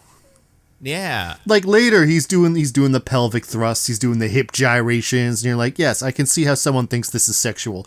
In this one, he's like having a seizure. Yeah. It's true. Yeah, it's weird. I do think it does seem like music was insanely boring back in the day. White music specifically, like what's his name? Like the guy that he's touring with, whose name I've already forgotten. Something Snow. Something Snow, I forget exactly. A real guy. Yeah. BT who apparently was cool with Elvis. They was didn't so cool. fight. He was so cool with Elvis that when the contract we see in this movie was being signed, he was under the impression that he was splitting management duties with Colonel Tom Parker, but Colonel Tom Parker had cut him out. Yeah. There's a lot of conflict in this movie that is not there. Like there's and I think it's weird because the movie is so focused on Colonel Tom Parker managing Elvis and all these roadblocks that Colonel Tom Parker has to fix. But a lot of them just didn't happen, and it seems like they did just write a lot of this in to make him more of a character. Because all of the stuff with the hip gyrations, he was also cool with. He liked that. It got Elvis publicity, so of course he would. There was no oh, you have to shut it down, Elvis. Like, it didn't happen. Well, the whole thing with his character in this movie with that is like so... It's not even internally consistent because, he originally realizes like Elvis is going to be a huge star and I got to hitch my star to that wagon. I got to, or whatever the fucking phrase is, I don't know, right quick before somebody else snatches him up. Is when he does the wiggle, when he introduces the wiggle to the screaming hordes of female audiences who are possessed by a primal lust that they have never known due to their inattentive boyfriends. Now, I do love that one other scene that's amazing in the beginning, before we move from the beginning. The bit where he's in the carnival is incredible. Where Colonel Tom Parker, because of carnival powers, is able to manipulate the Hall of Mirrors to, like, isolate Elvis and have, like, an evil talk with him is great. That's so weird. Yeah, so he's like, he like has a psychic connection with the carny folk and can get them to, like, do the Ferris wheel at just the right times that he can have this big conversation with him and everything. It is extremely funny. He also, and I wasn't sure if this happened, seems to sick some clowns on the snow guy at one point. Do you remember this? Like, he's like looking at him and then they like tap on the thing and the little two like seemingly feral child clowns run away. And I assume they're eating him. I don't know what that was supposed to be, but like, it was incredible. That's so wild. Also, this is like apparently the first time they're meeting, but also this is after he saw him do that performance at the Louisiana Hayride and got them to hire him on Mr. Snow's tour. So it's like he did all that without ever talking to Elvis. That's a good point. Also, I have a hard time believing Elvis could see that guy and just go, that's just another guy. You would recognize that person from 30 yards. Yeah, like... You're like, what the fuck is with him? And then by the fourth time you see him, you know everything about him. You would be talking about nothing but him constantly. It's really weird. But that amusement park stuff is cool. That does hit, because I'm looking at this now, it ends right around the 35-minute mark, and that is really where the movie, for me, drops off. Yeah. Is right when they get off that the Ferris wheel. Because then we do the stuff with Mom, and we do the girlfriend stuff, the army stuff, and it just, never is able to recapture that energy. Which is a shame. I do think I do like when this might be a wheel slice, but I do still kind of like when he does the wiggle again at that charity function. Charity function. Oh, yeah. Which one is that? That's the one where they're like, don't even wiggle your finger, and then he wiggles out all the way. They showed all the archival footage to prove it happened. Is that the one in the baseball field? Yeah. Love that. Yeah, that was great. I do think there was... I do remember the moment where Parker's getting the parents out, and I was like, is he a good guy? Is this a good guy thing to do? He's kind of saving the parents' life. But then he was bad. I mean, like, if he didn't come in immediately in the movie and say, like, I'm the bad guy, or am I might have had a little bit more, like... Oh, maybe he's not so bad after all. Maybe I'm judging him because of his insane accent. But no, actually, because he has an accent that only exists in movie villains. Yeah, like if that character walked into a room where James Bond was on a table saw, I'd be like, I don't buy it. This is a little much. But like for some reason they put him in this. It's so weird. See, you say that now, but if he walked into a movie, into a room where Austin Powers was on a table saw, I'd be like, this makes sense. That's perfect. True. I do think, too, like, it's weird because, like, from what I've heard, and obviously, like, we know what Elvis sounds like, Austin Butler seemed to put a lot of work into really nailing this accent down. I think he did, a pretty good job. He was pretty good, yeah. You could do, like, he did very good singing, and I assume in the talking parts, that's also what he sounded like. But, like, you have If Tom Hanks was just doing regular Tom Hanks, everybody would come out of this going, wow, amazing accent on that Austin Butler guy. But instead, it's like, what the fuck was Tom Hanks doing? You gotta forget about Austin Butler's accent. It's so weird. I hope he gets a Golden Globe nomination for this movie. Well, he We just wouldn't has know to. about that yet, right? He just got to sink enough money in. And Exactly. Then, no, that happens January. So Yeah. Something to look forward to. Yeah. Super weird. I spun the wheel again, you guys. It landed on this one. This is one of DJ's, I believe. Tom Hanks aging randomly. Oh man. So I feel like what's bizarre about this movie is that it's like it's an Elvis movie, but Colonel Tom Parker is like our narrator, but also is like in the movie. But we start at the end because we have to be all backwards. he's Jiminy Cricketing it. Yeah, he is Jiminy Jiminy. Cricketing This it. is where he learned it. Jiminy Cricket, and then he brought it to this. Oh my god, guys, are we developing a grand unified theory of Tom Hanks movies? I Oh, do God. think so, yeah. It's I mean, the Elvis thing tracks, right? He like Yeah. met Elvis, Forrest Gump, and then- Pinocchio, yeah. it's all coming together. Oh my god. So like we begin the movie with like, oh, this is like Colonel Tom Parker guy, but then he becomes very old instantly because he's about to die, and it's like, oh, it's at the end of this dude's life. But then we get like young Colonel Tom Parker, and like the age he is in the carnival when he's like a what boy is like the age he is for most of the movie, even though decades go by, except in like the heart attack scene, he becomes older instantly, but then when he's better, he's younger again. And then there's like another scene when they're like in the house, like explaining how everything's gonna go down, where it's like, you're gonna be a star, we're gonna get you everything you need in a pink Cadillac. He's like also older again. And like the only explanation is like one day during makeup they were like, well, I guess you're gonna be old for these scenes, but because Baz Luhrmann probably can't remember like what scenes go in what order for the shooting, he's like, yeah, close enough. Well, DJ, you remember what happened in the middle of filming this movie, right? Was it Tom Hanks getting COVID? Was that this movie? Yeah. Oh shit. So that's what happened. Yeah, and all the scenes where he looks older, he's got COVID. Okay. This There we is go. a long COVID symptom, slurring your words. Is that part of it? Is that Yeah, a newly what- discovered long COVID symptom? Is this all Yeah, all what going to if be he- in a documentary someday? What if he was filming the movie and he did a completely normal accent for Colonel Tom Parker, and then he came back after having COVID and he's like, all right, guys, I'm sorry for all the delays, but I'm feeling better. I'm 100%. I'm ready to do this. And they started filming and he just did that accent. Yeah, and they were like, oh no, are we going to get sued if we tell him to stop? Like, it's a disability thing. We just kind of got to go with it, I guess. Pretend this is what anybody thought this man sounded like once. Oh my God. Have I ever told you my theory about Tom Hanks and COVID? I feel like What's I talk up? about That this he all the died and was time. replaced like Avril Lavigne.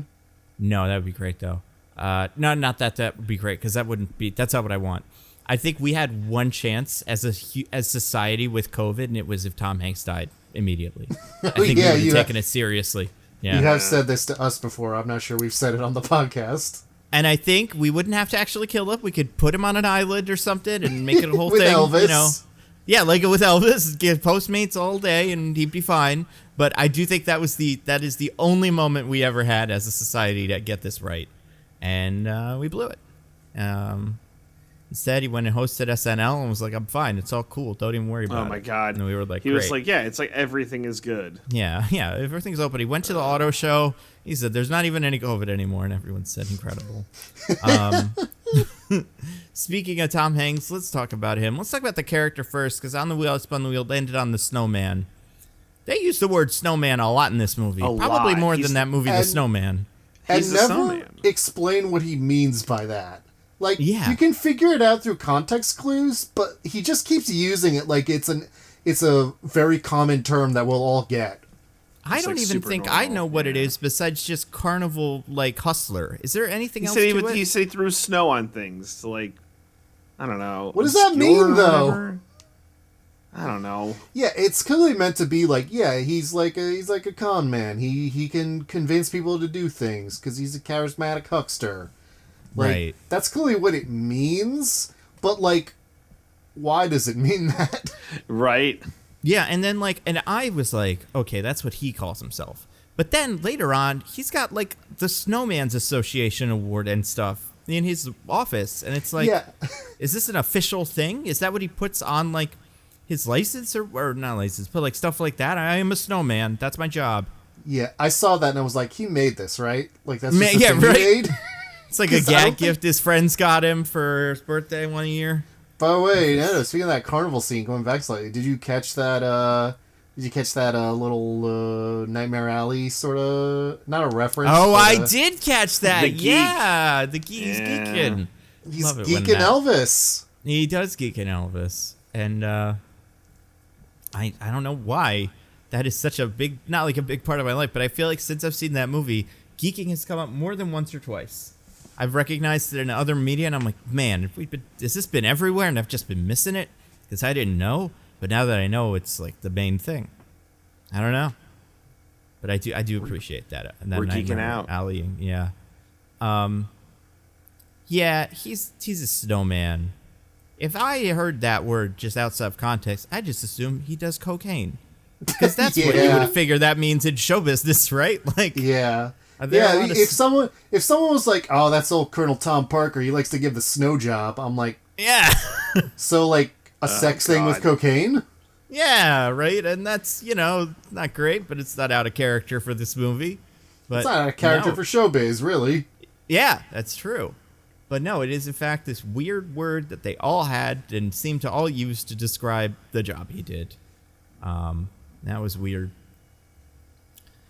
I do like carnivals, though. They are evil. Like, it's fun to set a scary scene in a carnival because it's terrifying. I thought that was great. Yeah. That whole mirror scene is so good. Like, imagine if the movie was all that. Imagine if a man walked up to you in a hall of mirrors and was like, "Are you lost?" And I was like, and you could say yeah, and then they talk about how you're like spiritually lost because you're famous, and you're like, "What? Excuse me?" Yeah, it's like I'm in a house of mirrors. I don't think I'm lost or not lost. I'm just doing the whole thing. I'm not trying to escape. I don't walk into a house of mirrors figuring this is going to be simple and easy. Yeah, like he goes into like the escape room. Like, are you stuck in here? It's like, yeah, that's why I got in here. This is the fun of it. Is it a metaphor for my life? Maybe, but it doesn't matter in this context. That's what it would be in today's world. He would like slip the escape room owner $5 and then come in through a secret door. Oh my god. Yeah, he would have the employee exit that he would be able to slip open. Be like, yeah, maybe this. And then Elvis would be like, I'd like to solve the puzzles. That's kind of the whole point. Yeah. Maybe that's how like they're getting guys like Kendrick Lamar these days. There's some frisky music agent that's going into his escape room. Because like there's no information. Not there's no information, but it doesn't say the actual like what's real, what's not real. If he actually did that, and there's no way he did, but I kind of want to believe he did it.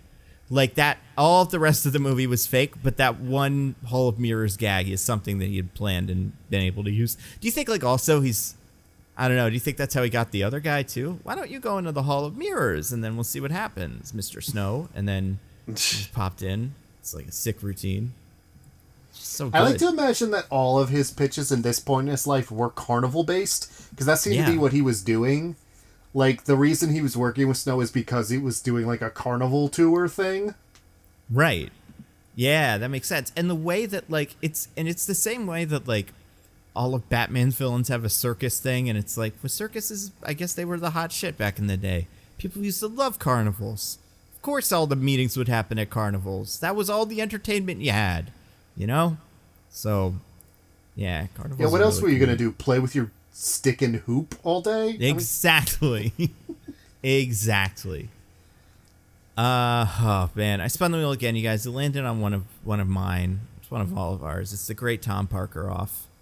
So we've been talking about his accent a lot. It's inhumane, unreasonable. This weird mix of, like we said, like kind of Swedish or not Swedish, well, kind of Dutch, but kind of like really general northeastern European, whatever that would be, and then a mix of Southern every so often that is not convincing at all, but like does seem to be what the base of that people are hearing from that character. I I want to see which one of us has the best one of his accents. How should we do this? Should we have a phrase that we all say or something? I feel like we each need our own, because to get the cadence, you gotta, like, I think I have mine. Okay. I don't know. I think we just all go, and we can let the audience decide. I think we should. Yeah, I think this they'll is just fair. pick Nando, though. Yeah, all right. Yeah, I mean, the they audience never will just do, pick but Nando because Nando's the only member of this podcast they like. Yeah, so that's it's true. rigged.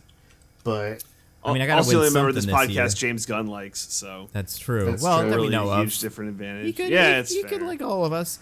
we're we not haven't saying had a chance. James Gunn doesn't like us. He just doesn't have an opinion on us. That's true. Right. But he likes you, Nando.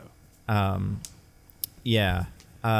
So I think if you're listening to this now, go on Twitter. There'll probably be a tweet that is just this. So it'll be the pod. We'll tweet this out because we're not going to ask the question because then that'll change it. But we just want you to reply to us who you think did the best job. So it'll be like the tweet that is this podcast. Okay. Who wants to go first? Who's fair? What's fair? I'll go first. Because mine's gonna be the worst. Okay. All right.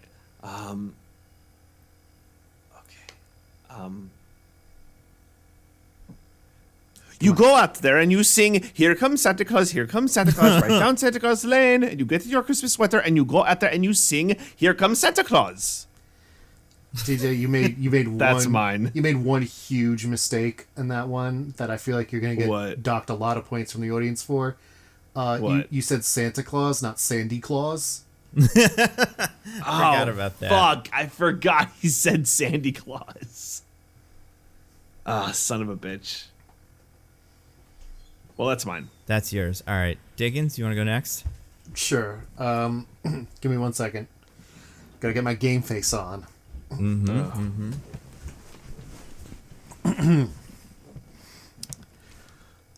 We are the same, you and I.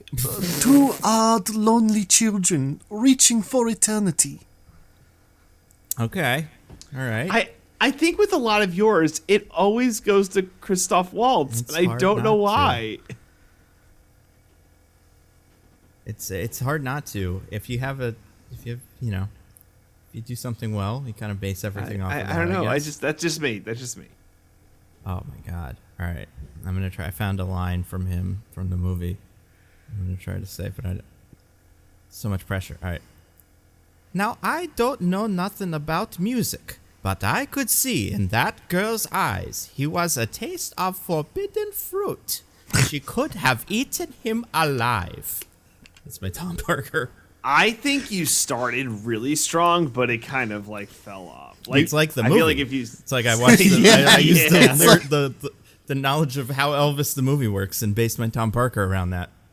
I don't know how Tom does it, honestly. You know, maybe we owe him more credit than we're giving. we all did it wrong. And I'm gonna paraphrase the line, but I could see when he sang in that girl's eyes that it was a piece of forbidden fruit. Just Like he would slip into just regular old Tom Hanks again and again, and I'm like, just redo the take. I mean, maybe what should it have been? Well, yes, I looked at her. I looked in the one girl's eyes, yes, and I saw in her eyes I believe there was a taste of forbidden fruit.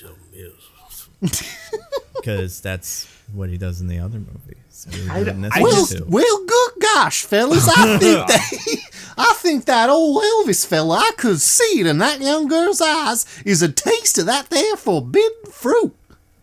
Now that would make sense. That would be an accent that I'm like, that's not from the South, but people might think it is if they don't really know what's going on.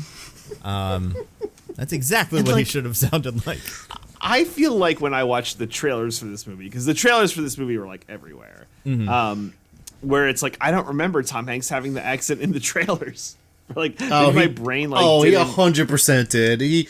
I remember hearing him in those trailers and being like, "What is happening?" Yeah, I think part of it is it's when you hear it a little bit more that like when he speaks for a while, that's when it really hits you how weird it is. But the trailer is able to hide it in flashing edits and movie, magic, so you're maybe able to miss it. I do think Yeah. part of to this movie bizarre design choices. I've heard people say this. The whole movie is a trailer. It's edited like a trailer.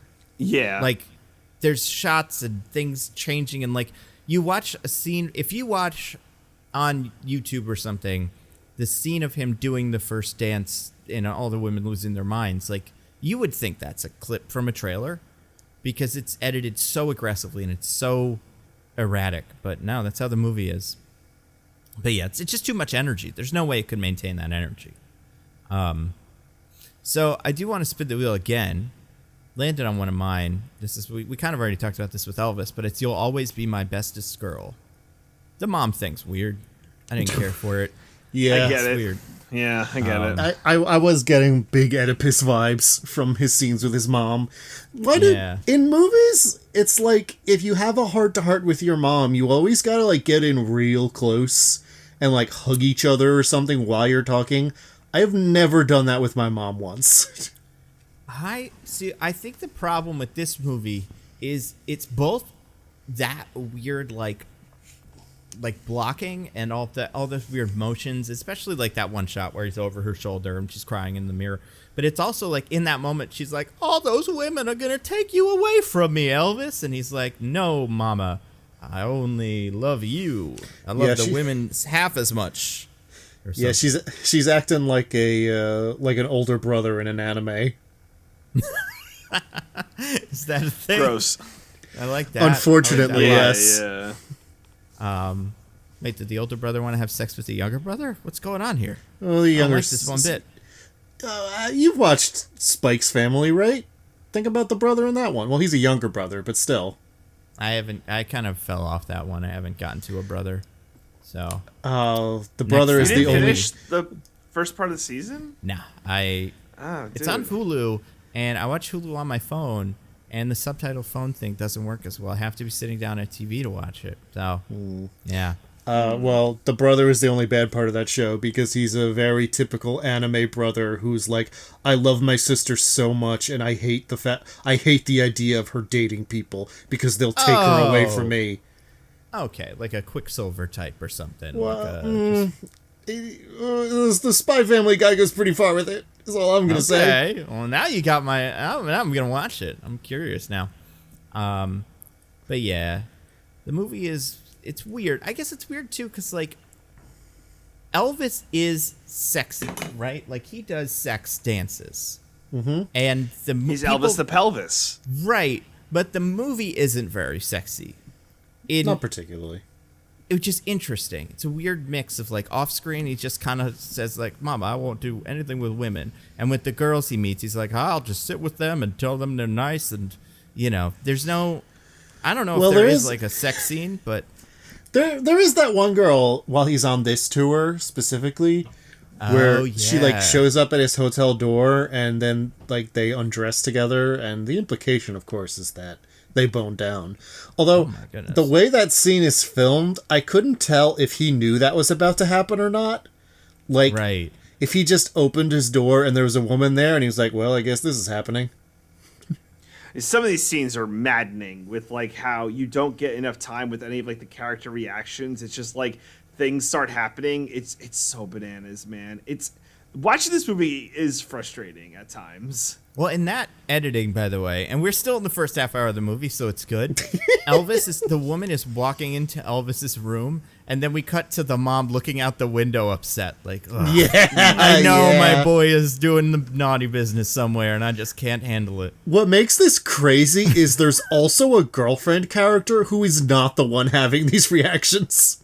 Yeah, that's true. She's just a passerby that Elvis must give up as part of his new life. No, and that's like, it's so dumb because like anytime like a serious-ish scene is happening where it's like, oh no, Elvis has to say goodbye to his girlfriend, you have Colonel Tom Parker coming over the top, and no more girlfriends, and no more family, and you must cut all ties. It's like, yeah, I feel like it's weird too because I do feel like the movie has a weird relationship towards sex in general. Did you remember the part where little Cody Smith McPhee is into Elvis a little bit? The movie doesn't really want to do anything with that, but it does want to show it. Like, what's going on there? I think women of any age could love him. Yeah, but what about men? Like, Cody is Smith this McPhee is the son of the country music star at the beginning. the one from the cowboy movie? Oh, right. Little yeah, Nightcrawler. yeah. Like, is the implication that Elvis turned this kid gay by being so sexy, or is it just that like Elvis lets you be who you really want to be? Like, I just don't know what that. I what they're think going for. the movie thinks what it's saying is like Elvis is so cool. This guy wants to emulate him because that's what the teens like. But what the movie is actually saying with it is, yeah, this kid wants to bone down with Elvis. Yeah, it makes sense. It's pretty cool. Pretty cool guy. I mean, who could blame him? Elvis was a very, very charming and handsome man. Oh yeah. Oh my God. I mean, and Who wore makeup and stuff. I mean, who doesn't? You know, it's 2022. I Elvis wears makeup for sure. He, Yeah, this is the future liberals want, though. Yeah. So. What do you guys think of?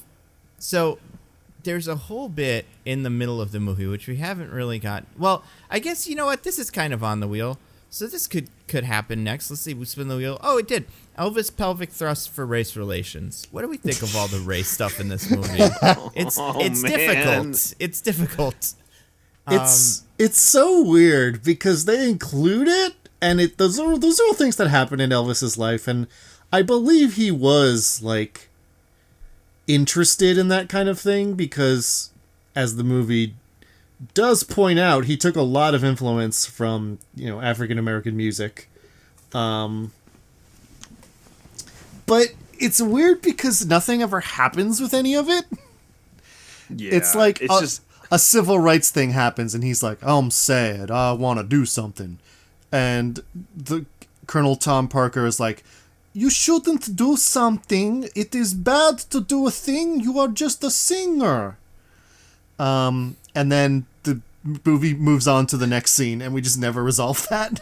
Yeah, and Yeah. like even the stuff when it's like, oh, he's hanging out with BB King, and it's like, well, BB King made him realize to not give in to the white man because that would be bad. Right. And like, I do think even in the beginning of the movie, it does an interesting thing because there's always this like kind of argument I've heard and never had a great I never quite know what to do with it. Is Elvis racist? Like, what's the deal with Elvis when it comes to race? And I think the movie does an interesting thing where it's like, he wasn't racist, but Colonel Tom Parker was, and he pointed Elvis in a direction that made him seem, you know what I mean? Because it's like Elvis, he like hangs out with all these African American musicians, and that's his culture. And then Colonel Tom Parker's like, he's white. I can use that to make money. I'll steal it from the culture. So I think it's a very interesting little, like, I don't know, way that the movie deals with that question. I also love that in this movie, all of the black people he meets are just like completely on his side, 100%, think he's great, are his buddy. Nobody has any complicated feelings about the fact that he has a genuine appreciation for the culture, but also he's getting rich off of it when they never can. They literally say, so we see another person like, oh, they came up with Hound Dog, huh? Yeah.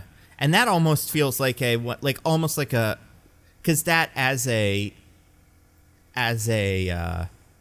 like when you look at arguments for like, why was Elvis, appropriating the culture in a way that was like kind of evil, or just doing it by accident or whatever, people will often point to that. They'll be like, he didn't write that song. There was another person who wrote that song, and she came up with it, and he kind of stole it. And the movie goes, yeah, we know. But still, Yeah, it's not a right. bad thing that he did it. It's just something that happened as a way to kind of deflect that argument, which whatever. But it's just the movie. It's the problem with this movie, I think, in general, and it applies specifically to the race, is like with a lot of music biopics, the movie knows what the themes are supposed to be, but it doesn't know why. And it doesn't have any interesting ideas, but it knows that part of his Wikipedia section is race relations, so that also has to be in the movie or something. And it's frustrating. Yeah. But, yeah. So what else is on the wheel? But the important thing is that Elvis did big pelvic thrusts at this charity concert, and it made all the black and white people bound together in realization that they loved watching a man do pelvic thrusts. Oh God, That was great. Also transcended all one of those boundaries. things where it's not remotely what happened. Oh yeah, I feel like and it's so weird because like the movie does get very Forrest Gumpy, but without like doing anything about it. Because then later you get the race relation stuff with the, with the Bobby Kennedy getting shot thing. Where it's Yeah. like everybody's like, oh no, what does this mean for civil rights and stuff? And he gets really sad about it and then writes a big song and performs it and stuff. And it's just like, I guess Elvis didn't like that guy died, and that was a bummer to him. But like, I don't know. There's just no point of view about it. But yeah, I don't know. It's pretty weird. You guys, I spun the wheel again and landed on one of DJ's, I think. This is an interesting question. Is Elvis actually boring? All right, so okay, this was one of mine. So the thing that I kind of was thinking about with this is the reason that this movie is kind of a dud after like the first 20, 30 minutes. Like, and again, I know very little about Elvis, but like he's this big famous like rock and roll icon, and he's the king, and he had all these songs and all this stuff. But like, did he actually lead kind of like a boring life outside of all the sex and drugs? And he didn't really like do anything interesting. Oh, outside of doing lots of drugs and having lots of sex and being one of the most popular and successful recording artists ever, yeah, I guess his life was pretty boring.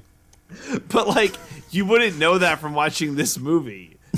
Like, this movie makes it seems like maybe he was kind of boring. Yeah, the movie doesn't do a good job of showing this. It's just that the thing you said, where you're saying even with all the sex and drugs, the thing the movie doesn't show. But like, what if he was kind of boring?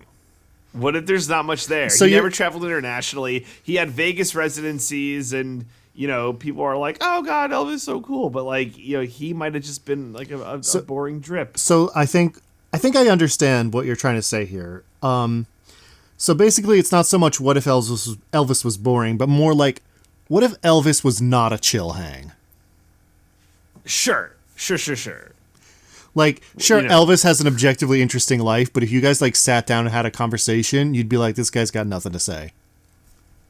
Well, that Yeah, and but like he's he an does the immense same talent. thing every day and like has no, like, he does seem, and the movie paints him as like a prisoner. But I also think part of the problem with this movie is that Elvis doesn't ever want to do anything. He's just led to things, and then Colonel Tom Parker's like, "Okay, Elvis, now you will do Vegas for the rest of your life." And Elvis is like, "Okay, I guess maybe." And then so like, he's such a passive, like, dull character because he can't want to be bad. He can't do bad things because he wants to. He has to Yeah. be tricked into doing them by Colonel Tom Parker, who's evil. Much like Pinocchio. Much like Pinocchio, yeah.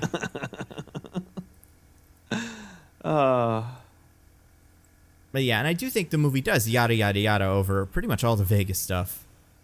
He gets to Vegas, he does a bunch of shows, he does drugs, does the last show, and then he leaves. But also, Dude, apparently he had a whole Hollywood career that's just like, Yeah. whatever. yeah, no, the movie, You know. like, so we have that big concert where he solves race relations by thrusting his dick in the air. And then they briefly mention how he joined the military for 2 years. A thing that happened years after this event, by the way. It was not related to it at all. Okay. And then it's just like, yeah, and then he had a very, very lucrative and successful career for multiple years as both a recording artist and an actor. But no one wants to hear about that, so let's skip to the Vegas, baby! Yeah. But even that was boring. The Vegas stuff like wasn't interesting or cool. Yeah, I mean, I feel like you could make a movie that's just Elvis trying to make movies or something like that. Like, there are points in his life that, if taken by themselves as like one of Elvis's little adventures, could be a worthwhile story. But it does feel like it's just trying to hit every single beat of his life, and it does that bit and really rushes to the Vegas stuff. But even Vegas, we're only We get there maybe an hour and a half into the movie, and we're there for another hour, but so few things actually happen there. I think the thing that makes it all seem so boring is that, so we have that beginning section where we set up the relationships, like him and Colonel Tom Parker have this like weird kind of father-son relationship because he's been guiding him and possibly manipulating him and taking advantage of him this whole time, etc., etc. And him meeting Priscilla and all that. And we're like, okay, we have all these relationships. And then we jump to the end where those relationships are like destroyed already. And we never saw them develop or how they got to that point. It's just like the movie has a beginning and an end, but no middle. But the beginning and end are both an hour and a half long. Yeah, especially Priscilla's a good example of that because you do see like the beginning they meet and they're, hitting it off great for this 10-year age gap, 24, 14. Cannot stress enough that in that scene, she's a 14-year-old girl. Yep. And it's also funny because this is the problem with all these fucking musical biopics. Besides hairstyles, it's impossible to tell how old anybody is because they're all 30-year-old actors the whole time. And it's like, I guess he's got a little bit more prosthetics, so maybe he's 40 now, or I guess she's wearing a shorter haircut, so she's supposed to be 13. I don't know. But, and it's basically that, I'm 15-year-old Dewey Cox kind of thing from that movie. But yeah, so then she's around for a couple of scenes, and there's scenes where he's like, I want to do something, and she's like, okay. And then he kisses all those ladies. She sees it. We don't really see her react to it or like any fallout from that.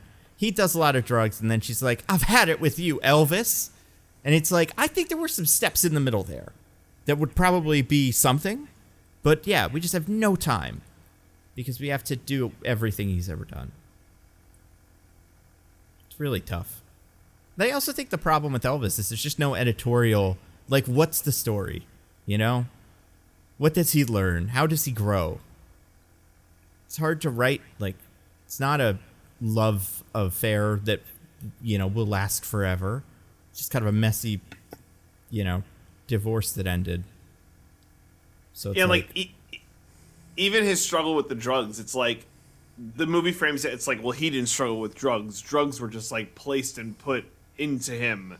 So what could he do? Well, again, it's one of those things where at the beginning we see one scene of a guy in the back of a car being like, "Hey, Elvis, you want to try some drugs?" And Elvis is like, "Sure." And he takes a single drug.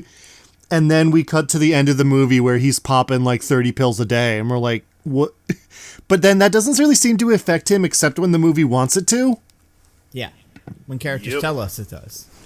When characters are like, Elvis, you're taking too many drugs. And he's like, no, now I'm going to start slurring my words because you pointed out that I have a severe drug problem at this point in my life. Mm-hmm. Yeah. It's a weird... Yeah, I don't care for it. I mean, I guess, like... Yeah, I don't know what the... It does feel like the rules are that you have to make this movie, so that's why it's not very coherent. But it's like, you don't have to make this movie. You can make a movie about somebody else, I guess. Someone with a life that's a little bit more interesting. Or you can invent a new guy, name him Schmelvis, and change a bunch of things about his life so that he has a love, like, finds love and gets out of this whole thing and doesn't die.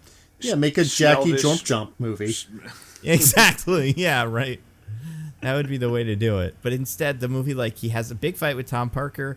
Then he talks to his wife once before he gets on a plane, and I assume ascends to heaven on that plane, like flies that right to heaven, because there's no more, like, we get a little bit more of Elvis from Tom Parker telling us about him, but might as well be watching him die.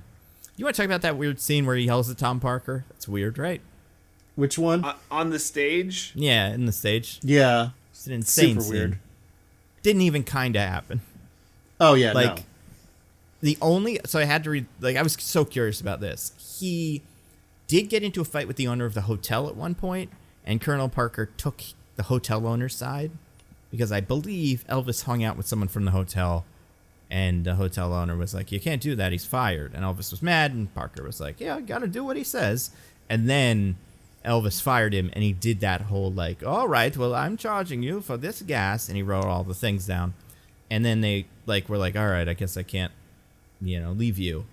But yeah, it would just be the most insane thing that ever happened, and it's so wild that they sneak it into this biopic, as if it just happened like all the other things that they do so matter-of-factly.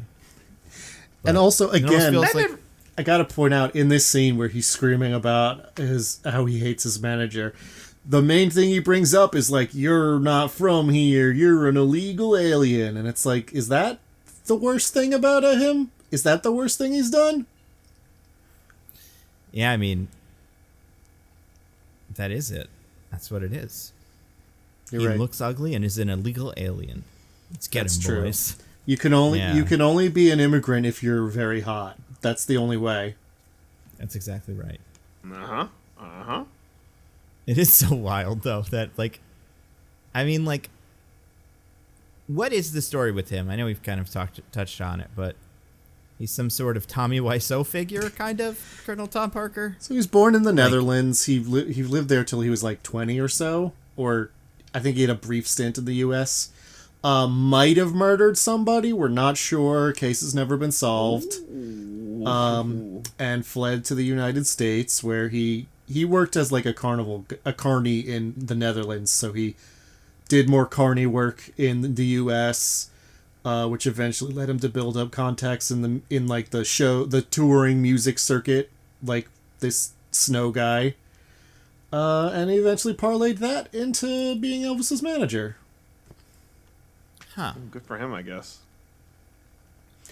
Apparently he did. Character. He served in the military a couple times, but both times not so good. He wasn't good at it. Oh, also the movie makes a big point of like, you're not even a colonel. This is all fake. And it's like the colonel thing is actually one of the real things. Wait, really? So he wasn't like a real colonel in the military, but there is a perfectly reasonable reason why he uses that. Which is he helped, there was a former country singer, I think Jimmy Davis, who ran for governor in Louisiana and won. And Parker helped him with his campaign because they knew each other, and so he gave him some help on the campaign. And so as kind of a thank you, he made Parker an honorary colonel in the Louisiana State Militia. Oh. Oh, go Well, figure. I don't know. I still think it's a little bit of stolen valor kind of thing.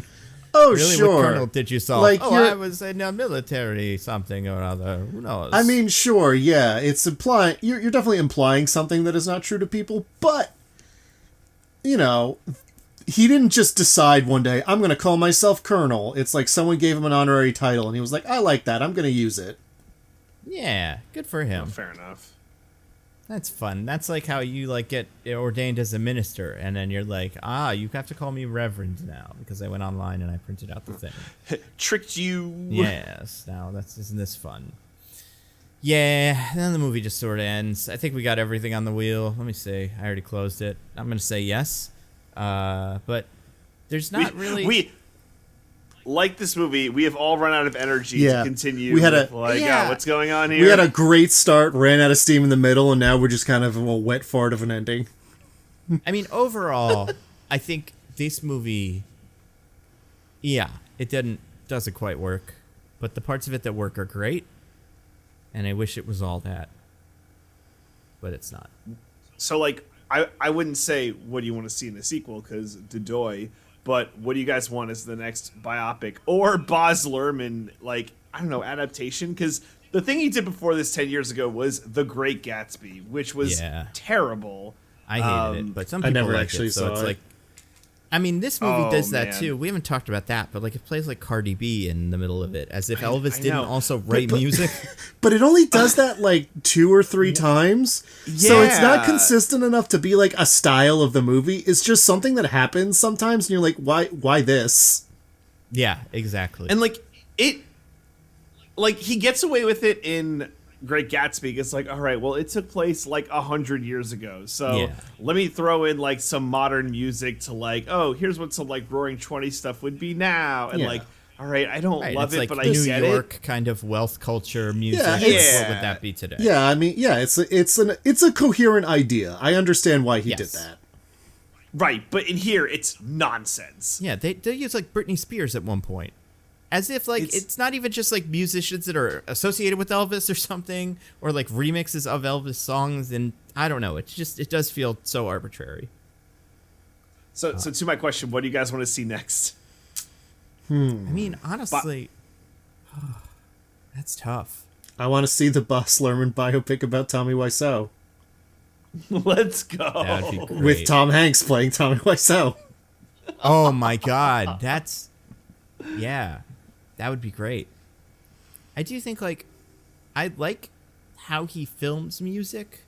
I wouldn't mind seeing a musical story or some sort of movie based on a book where music is part of it. I did like the performances in this movie. Yeah, like they it's were the good. one thing I don't have a complaint about. And like the bits where he's, obviously Austin Butler's good, but like he does. I mean, I do think there are some very cool things that have kind of stuck with me, like that one bit where before he's performing, doing the thing where he does that, like he's nervous, and then he does the first big guitar thing, and the camera like flies backwards as like a kind of everything expands out. So that was cool. So like there's just a lot of moments like that I'm like, this guy knows how to shoot music. So I don't know, probably the inevitable David Bowie one of these, or a Prince one. I don't know. What about you, DJ? Do you have any ideas? Oh man, I'm looking up books about music. See if there's somebody. I'm trying to think in terms of like biopics, like who, like something that would be like that interesting musician biopic. But I feel like a lot of these kind of devolve into like the same thing, like especially with like it's hard with solo artists because everything was like, man, would it be nuts to do like? Could we do like a John Lennon like post Beatles? Like that might be weird. Like that might be interesting. Like the end years of the Beatles and then like John Lennon like all the way up. Starring Jared Leto. Yeah. Oh my God, I would fucking. You know what? Let's book it. I mean, I Like, think you could do it. I think you could do like that if it was a specific kind of like a story in their career that was like the time that they, did whatever, did acid or him in post India. Beatles, Or it's that, a solid, yeah. It's a solid 10 years, right? You got him and Yoko, like we're having a real 80s moment right now, so you get to do all your fun 80s stuff, like or 70s 80s stuff, whatever. Yeah, I do think the thing with him, the thing that he has to, what I think he needs the most is a very simple story. Like this, we need to find a real life person whose life was ABC, like Act 1, Act 2, Act 3. Because that's not what Elvis was, and I think that's why the movie doesn't work as well. But like, what if we gave him... Oh, sorry, go ahead. No, I'm just thinking, like, if that person existed, I would want them. I'm trying to find, like, books about music. But it's hard. What if we gave Baz Luhrmann, like, an event in history to catalog? Like, what... Okay. Remember how... All right, so, like, Ben Affleck did Argo. What if, like, we gave him some kind of, like, old-school military operation to, like, make a movie about? Oh, my God. That would be amazing. Yeah, I'd love to see Like, that. Is there like something like that we could like give him to like tackle the time the U.S. government did this? Yeah. Have Do Baz a Luhrmann whole do it. musical about that time from Jaws, the story he tells where everybody gets eaten by sharks. Boz, you figure it out, but get that Vietnam War movie going. We all want to see it. I would watch it. Or like the time they tried to like teach dolphins to like kill people, like put guns on them. Oh or yeah. whatever. That was a good one. I think, Oh like, man, what Baz Luhrmann remake of Day of the Dolphin. What is that? God, is that the name of it? Day of the Dolphin? Yes. That is a science fiction thriller about Oh, yep. a man who unwittingly trained a dolphin to kill the president of the United States. Yeah, that would be fun. I'm trying to think, what I'd like to see him do, actually, because the thing people actually like Baz Luhrmann for, two things. The Romeo plus Juliet movie that I hate, but people like, and... Because it's good. Moulin Rouge, right? So, like, those two things, give him a musical to film as a movie, because everyone's bad at that, right? Like, they take Jersey Boys, and then they just turn it into a pretty boring version of the show. But if he took, like, Wicked or something, and I know he can't do that, because they're already doing this, but like, and turned it into a big, crazy Baz Luhrmann production, I think that could work. Maybe Cats. Oh, I mean, if only. But Oh, I don't God. think we have the. Yeah, the hard part, honestly, is finding a musical that hasn't been done to death in movies already, like, or is being, coming up in them. Because, like, honestly, you know what? Looking at musicals, I think you could do something cool with Six, if they took that and tried to turn it into a movie.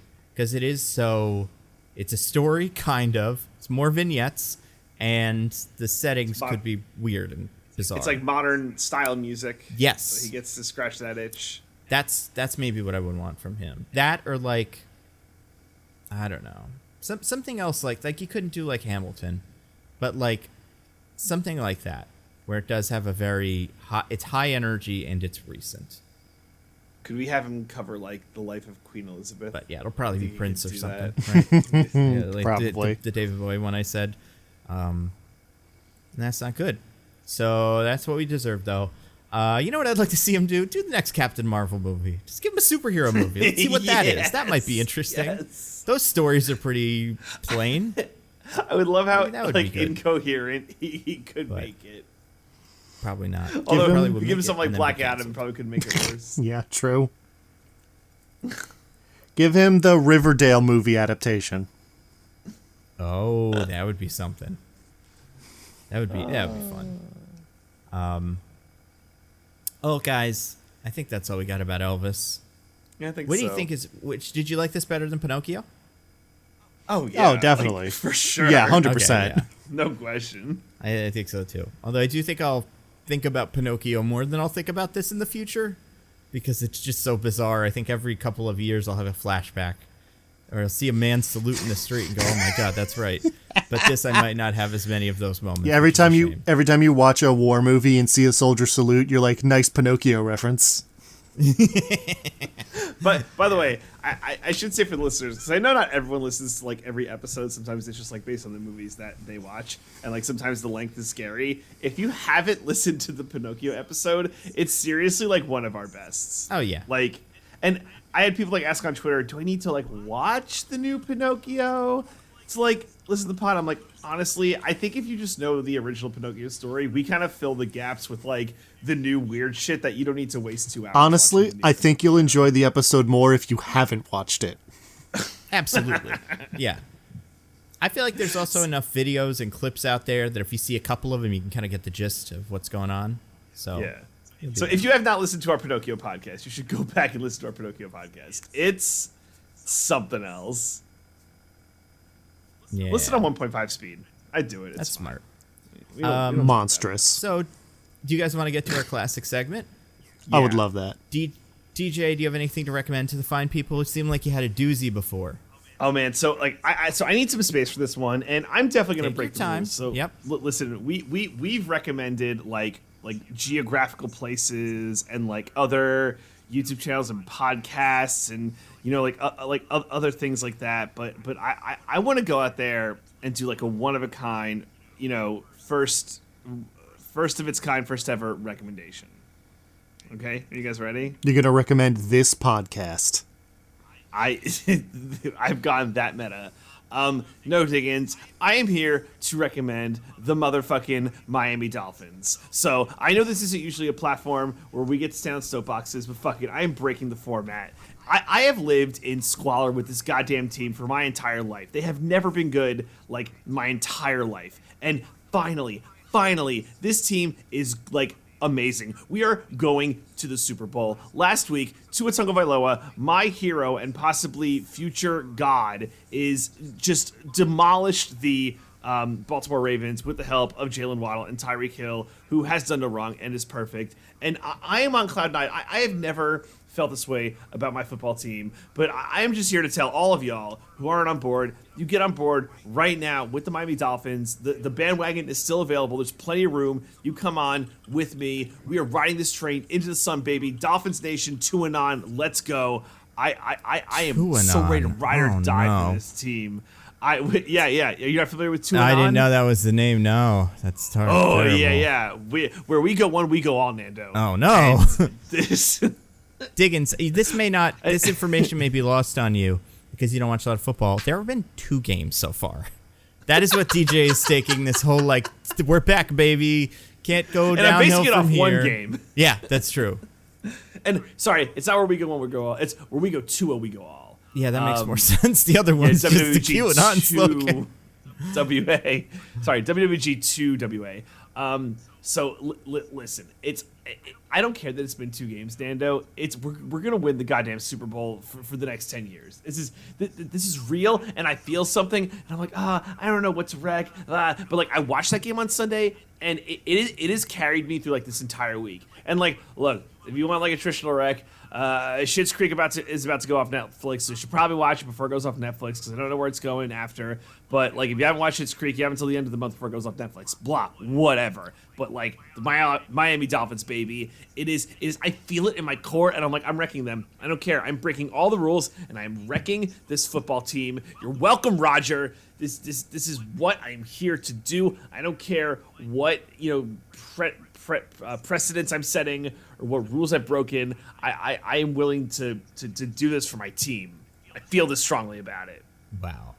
Incredible. This is on the air now. Like, this exists. Yeah. People will get to look at this in a week, 2 weeks, when this is all falling apart, and then we'll be able to all enjoy it. I appreciate that. I don't know what you're talking about. This is not like a falling apart thing. This is what I'm here for. Look, the recommendations got to come from the heart, and that's all I'm saying. Maybe find yourself a football team, but you can't because the Miami Dolphins are your only choice because they're the best one. Let's go, baby. Playing the Bills on Sunday. That's going to be rough.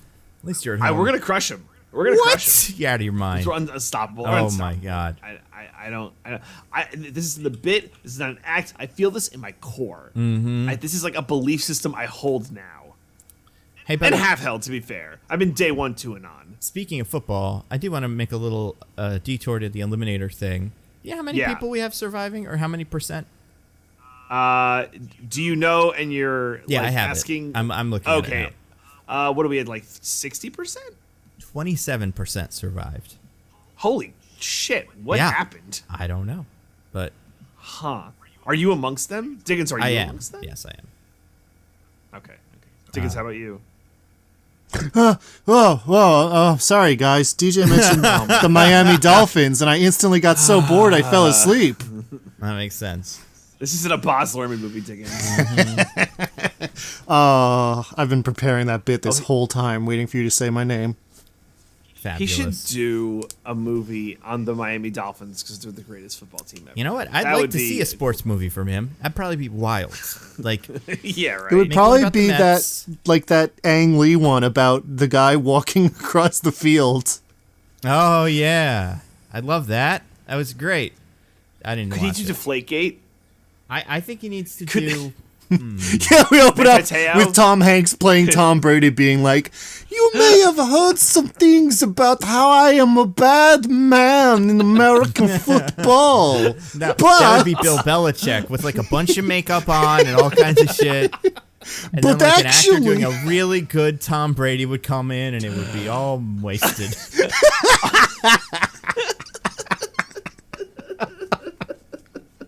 Imagine being Austin Butler and getting on set. Wait, what are you doing, Tom?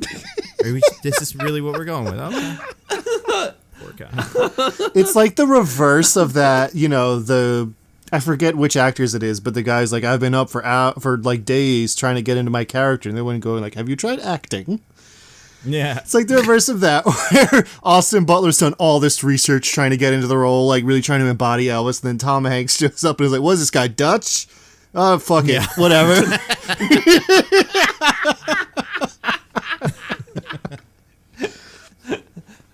Wait, so you tell me that people thought he was American, but he was Dutch. He was pretending to be American in America? Pfft, I got it, man. Yeah, I can do that. got it. I played Krakosian once, okay? That place doesn't even exist, and I did it. And I nailed the I accent. can do this, whatever the fuck he is. Don't tease it, man. Yeah. Don't tease it. So DJ's wrecking the Dolphins. And like Schitt's Creek is going off Netflix. Like seriously, if you haven't seen it, go watch it. Yada yada yada yada. But All right. Diggins, you got anything to recommend to the fine people? I do. Nothing quite as expansive as believing that that the Miami Dolphins are going to set an eternal legacy based off of 2 games, but I mean, It has to start whatever. with 2, you know? That's you gotta true. Win the first 2 to win them all. I'm gonna be laughing at you morons next week when it's like it's been 3 games, you Yeah. idiots. Can't wait.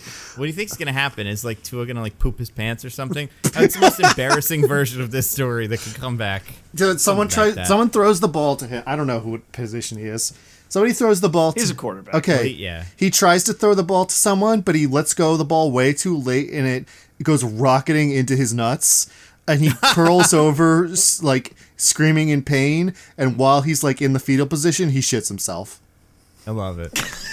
All right. How dare you? I can't bet How on dare you that. say that about my boy? I have to draw up a special bet, like Uncut Gems, because I'm gonna make money on that. Baby. Yeah, I was gonna say, yeah, go find the Uncut Gems bookies. Go find Mike Francesa. I gotta find what's Francesa, What's the yeah. big on that? Guys, you're both idiots. The only way to bet on something like that is to go on Money Plane. It's the only way you can bet on something like True. that. Yeah, you can bet on that, and you can bet on a man fucking an alligator. Those are the 2 things you could bet on an alligator on Money Plane. And this is in Florida, so that might happen too. Like this game, it's probably not already too far has. from alligators. Yeah, I wouldn't count it out. Diggins, what about you? You got anything fun to recommend? I do, yes. I watched a couple movies this week. I'm going to give quick recs to. One is I went to see The Woman King. Oh, did you like it? I did. It's really fun. I mean, fun, maybe not the right word. Well, parts of it are... Okay. I feel that movie is an epic in the sense that we don't really make those anymore, where it's not really just like one thing. Because it's like kind of a historical war movie, but it's also this like coming of age story, but it's also kind of a romance, but it's also like a family drama. Like there's a lot going on in this movie. To the point where it almost starts to feel like it's too much, but unlike Elvis, they weave it together really well. To the point where I'm like, yeah, this is all coming together. And I had a really good time with it. Viola Davis is great. I forget the name of the actress, but the one who plays Lashana Lynch. No, not LaShawn. Is she like the young girl? Oh, I don't know. I know Captain Marvel, the one from Doctor Strange, is in it, and people say she did a good job. I imagine. James Bond's new 007? I think. Oh yeah, I know what character she is, and she is great, but not the one I was going to say. Oh, okay. There's like a young girl who's like the main one training for the Ogoche. If you don't know the premise of the movie, it's yeah, no idea. It's, I mean, all the events of the movie are not real, but it is based on the historical existence of the Ogoje, also known in Europe at the time as the Dahomey Amazons, which was the world's only all-female army. It was like this special army in the African kingdom of Dahomey that was just like unmarried women, either captives or people who voluntarily joined, just trained for most of their lives to be this like soldier, this elite like unit of the Dahomey army. And they were apparently pretty good as far as the historical records has to say about it. So this is like kind of a fictional conflict based on general real historical trends about their conflict, about their fights with the Oyo Empire as well as European slavers. Well, I say European slavers. They're actually Brazilian in this movie because it's the 1800s and most of Europe has outlawed it at this point, but beside the point. Yeah, it's a fun movie.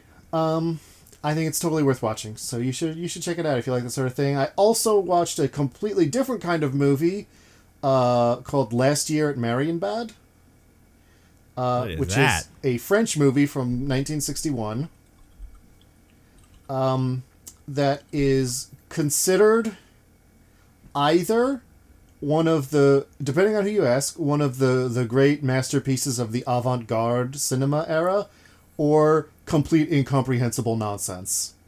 Oh, where are you? I wouldn't say it's my favorite, like, surrealist avant-garde movie. I've definitely had stronger emotional reactions to other ones, but I don't think it's incomprehensible nonsense. I think it is quite good.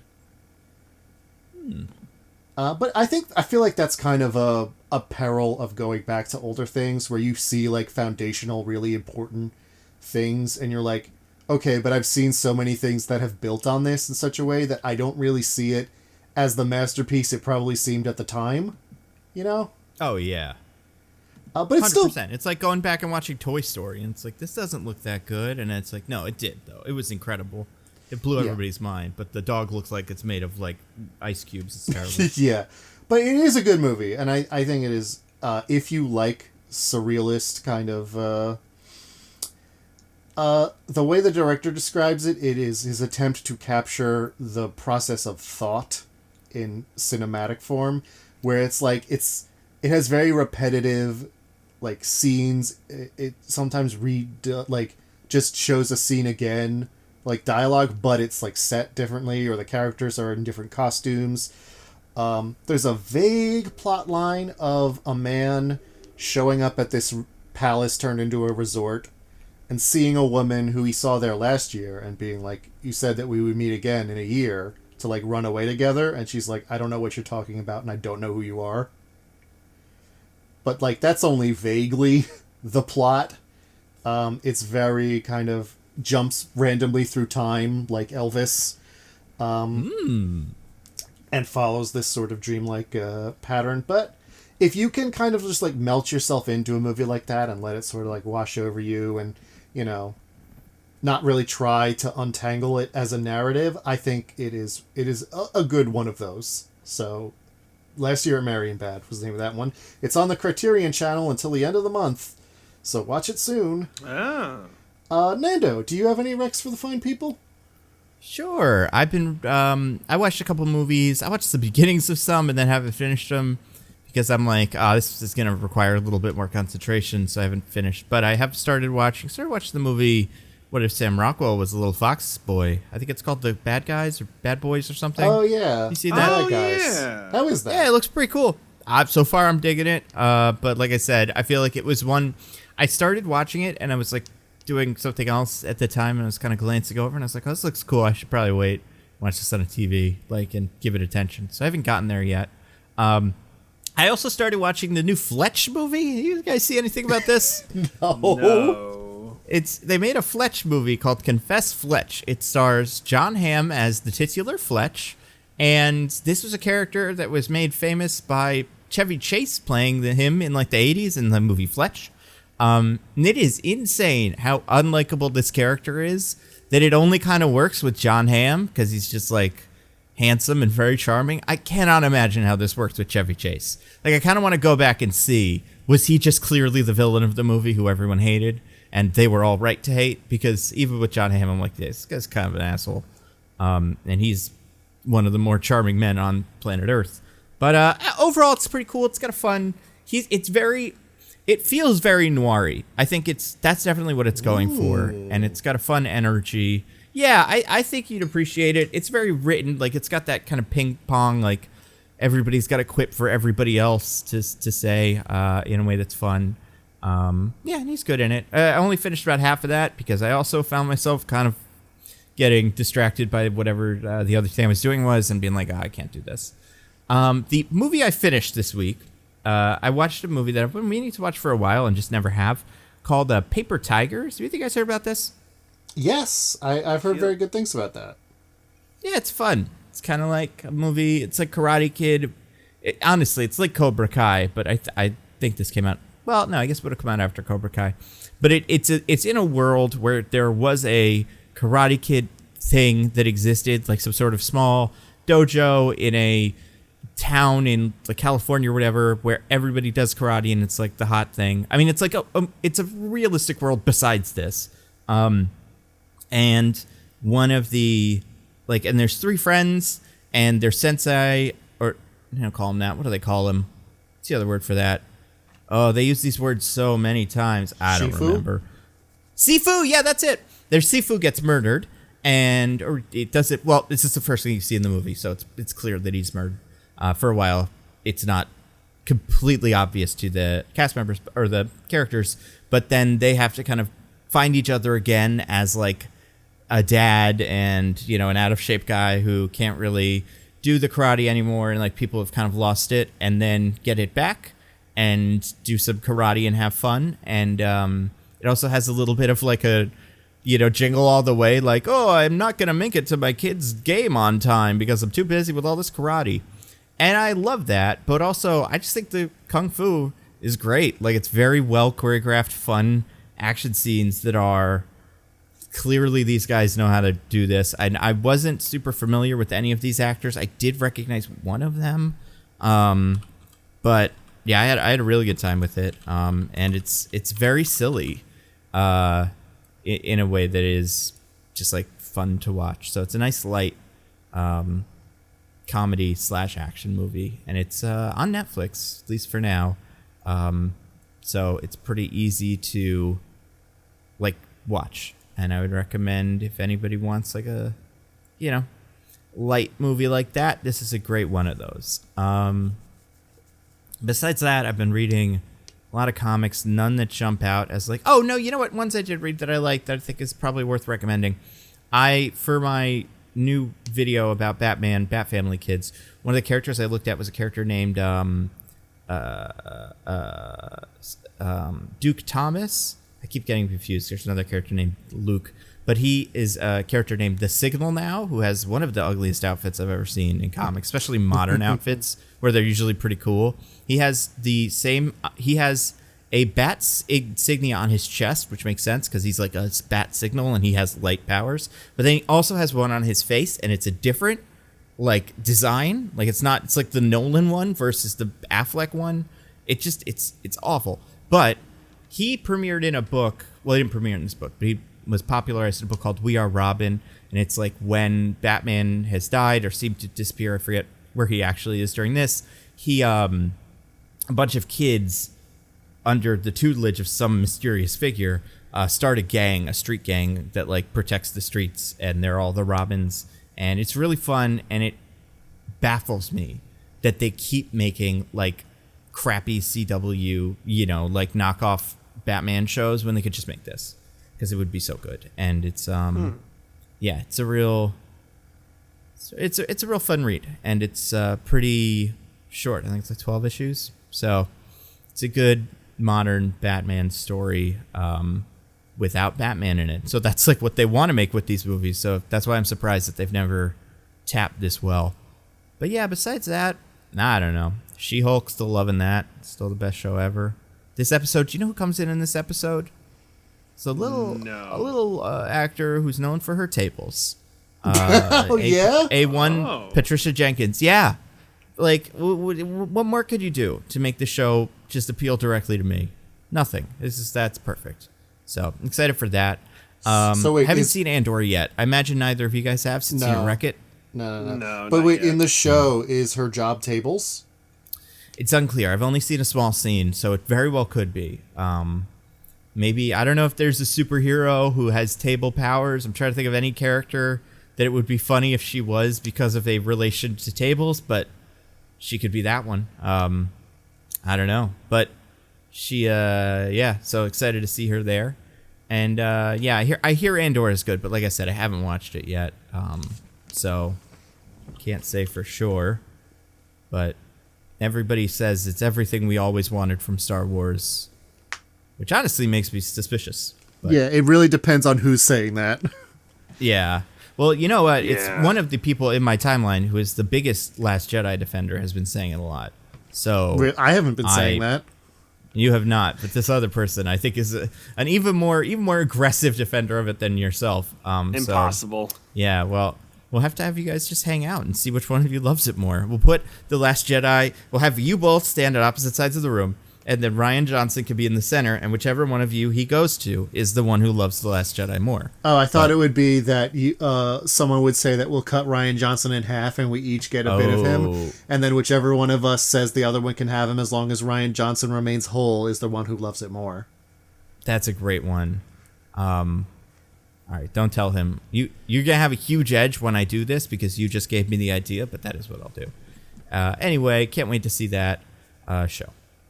Next week, what are we doing? Oh, I think we know what we're doing next week. Okay. What is it? Do you want to announce it? Yeah, whatever. Yeah, let's talk about it. It's just say what it is. So because this week is the end of September, Tom Hanks September, we had to pick another Tom Hanks movie with a disastrous accent. And we found one that might be worse than either of these two. Although I do think it's going to be hard to beat Tom Parker. Yeah, I think you're right, but still. He tried, you know? But I feel like this movie that we've picked has more dialogue of him talking in the weird accent, so more opportunities for it to fall apart. That's a great point. Yeah. Very excited. And I think this one will be offensive in some fun ways. Like the Colonel Tom Parker one wasn't, you know, it'll have aged really weirdly, whereas Colonel Tom Parker is from nowhere. Yeah, as Austin Powers 3 taught us, you can say whatever you want about the Dutch. It's fine. Yeah, that's true. So yeah, we're doing a movie from 2004 called The Terminal. Directed by Steven Spielberg. Baby. Yep, starring Tom Hanks, Catherine Zeta-Jones, and a bunch of other people who you're like, him? And it's like, yep, he's in there too. And her? And her, yeah. I think that will be fun. I don't know where you can find that. How to watch, let's see. But yeah. It used to be on HBO all the time because I know that's where I used to see it. I wouldn't be surprised if it's still there. It might be on Netflix actually. Looks like it is on Netflix. So nice. There we go. Fantastic. So you can all watch it. Before we do plugs, I watch this shit right now. I do want to do something else that I see people do on podcasts, and I always mean to do it, and I forget. I want to read a review of ours from someone. This is to encourage you to find people to review us and give us 5 stars, and then I will read them on like the best one on the thing. So this is 5 stars from someone named Chronolock, and this one just says "In Defense of DJ." This person says, "This is going to be a barnstormer." I love this show. And so this is from May of this year. I don't remember what, but it's an like what triggered this or whatever. Yeah, I think it's like Doctor Strange or something. And it's In Defense of DJ. I love this show. And as I'm listening to the Moon Knight episode, I do have to step in. My brain did go to the same place as DJ at the first mention of MCU. So I totally get it. However, with context, I quickly understood thereafter. And then an emoji of the laughing one with the little tear. So they're defending you on the reviews. That's very nice. Thank you. There are dozens of us. Dozens. That defense has only hurt you though, because I forgot about MCU and now I remember. I don't remember. What did he think it was? That's my. He thought it was Shang-Chi somehow, Shang-Chi. Even though that sound does not appear anywhere in the title of Shang-Chi. Yeah. Well, listen, racists aren't always good at their branding. Maybe they'd go with it. You know, they're not good people. But that's a great review. If anybody else wants to write reviews for us on iTunes or whatever other platforms let you do it, I don't think Spotify does. If you write them and I see them, I may read them on the next episode. But before that, DJ, do you have anything to plug? I do, and I realized this should have been my rec. You'll see, it'll make sense. So, Roses and Rejections. We haven't recorded it yet, but we're the Bachelorette finale was last night, so we're kind of wrapping it up. And I was watching with Michelle, and we're just this is awful. And I've been trying to succinct a lot of my thoughts, and there's actually a really good Ringer piece, because I don't want to direct you to my pod if you haven't watched all seasons, because it doesn't make sense. But there's a really good Ringer article that's called "The Bachelorette Finale Recap," a 3-hour horror movie. All season long, it was clear that ABC wanted the novelty of a 2-lead season without putting in any of the effort required to make it work. But hey, at least the experiment's over. So it just encapsulates everything that was wrong with this season. So you could just read that and be like, wow, this was terrible. But if you've been following all along, you can come listen to our podcast about how it was terrible. I have a question. What's up? I'm looking at the picture of that they used for the thing. Is one of the bachelors Justin Trudeau?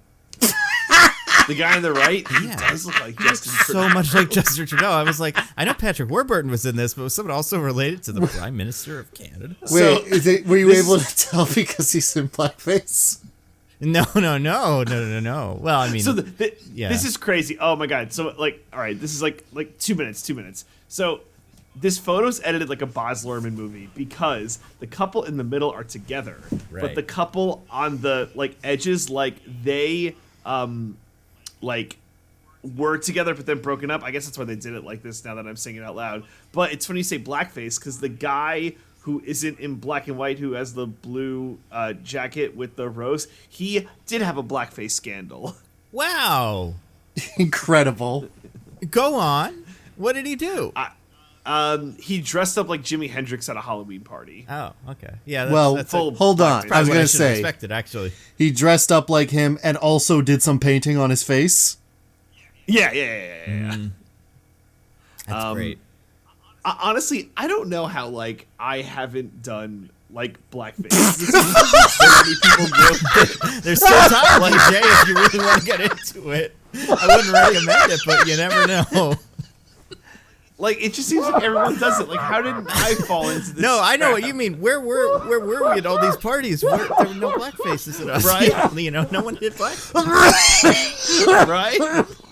It does seem like, to be fair to us, there are a lot. It does seem like whenever you hear about this, it's like Justin Trudeau did blackface. Where was he? At a blackface party, apparently. Like that was just the theme of the parties a lot. And it's like, I don't think we had those at our school, but maybe we just weren't getting invited to them. I don't know. I have literally never seen in person like blackface, so that's why I'm like I feel like I'm missing something because it appears to be everywhere. I've never seen blackface in person. I think the closest I've ever gotten to it is watching a high school production of West Side Story with a bunch of white kids and a lot of bronzer. They were clearly going for something there, but I don't think I've ever seen full like black. Oh my god! I think we broke Diggins. Are you okay, good sir? Somebody clip the sentence. I don't know how I haven't done blackface, please.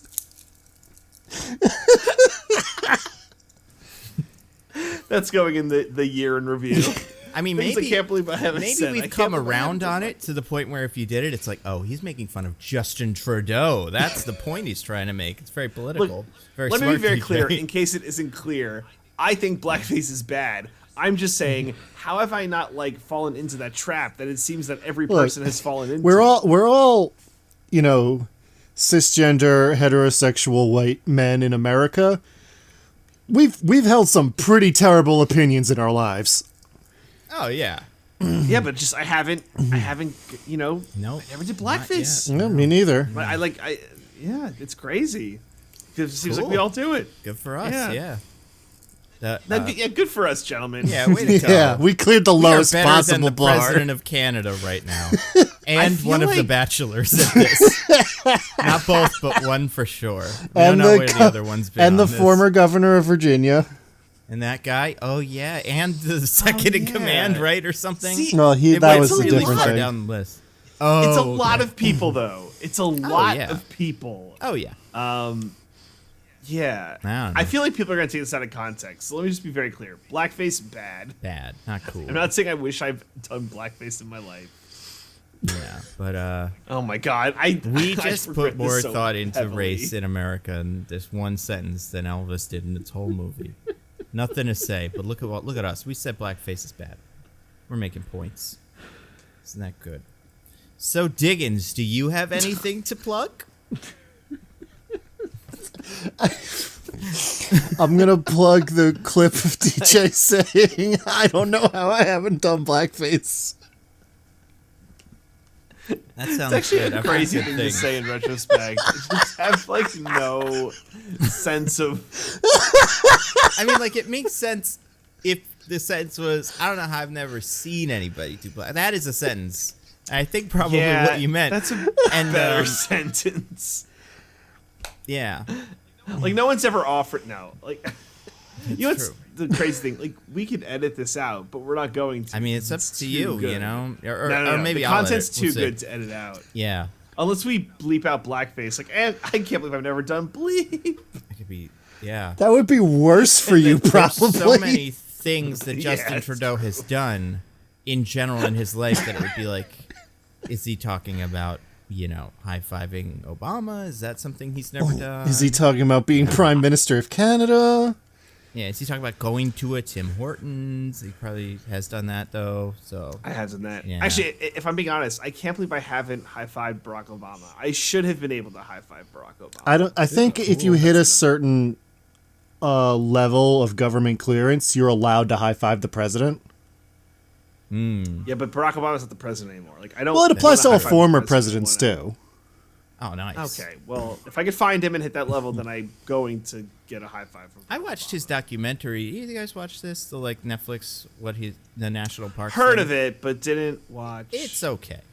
It's definitely an ad for the idea of national parks more than it is a nature documentary. But there's some cool nature documentary stuff in there.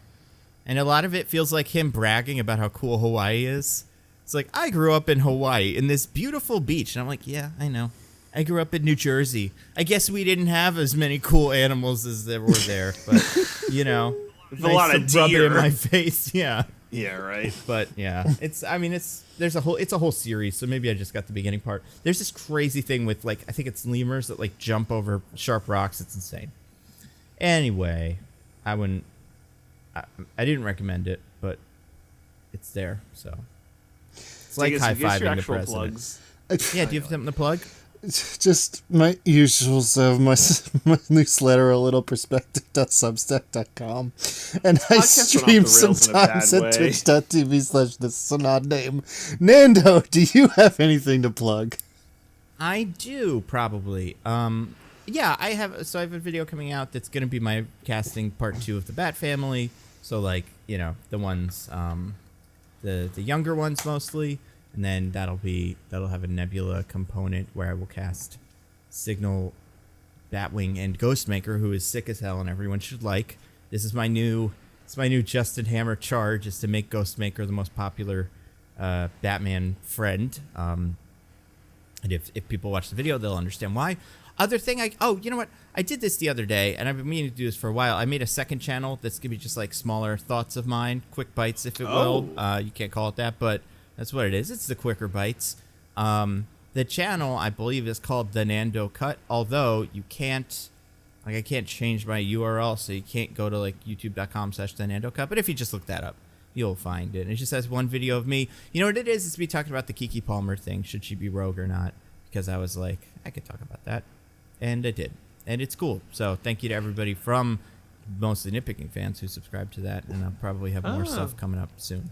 I'm thinking one a week, but they're well, I talk about it in the video. My TikTok is locked for some dumb reason. I just did I don't know. You did some blackface. Maybe, yeah. No, I did. I logged in wrong twice in a row, and their support is a disaster. So I will never get back into my TikTok.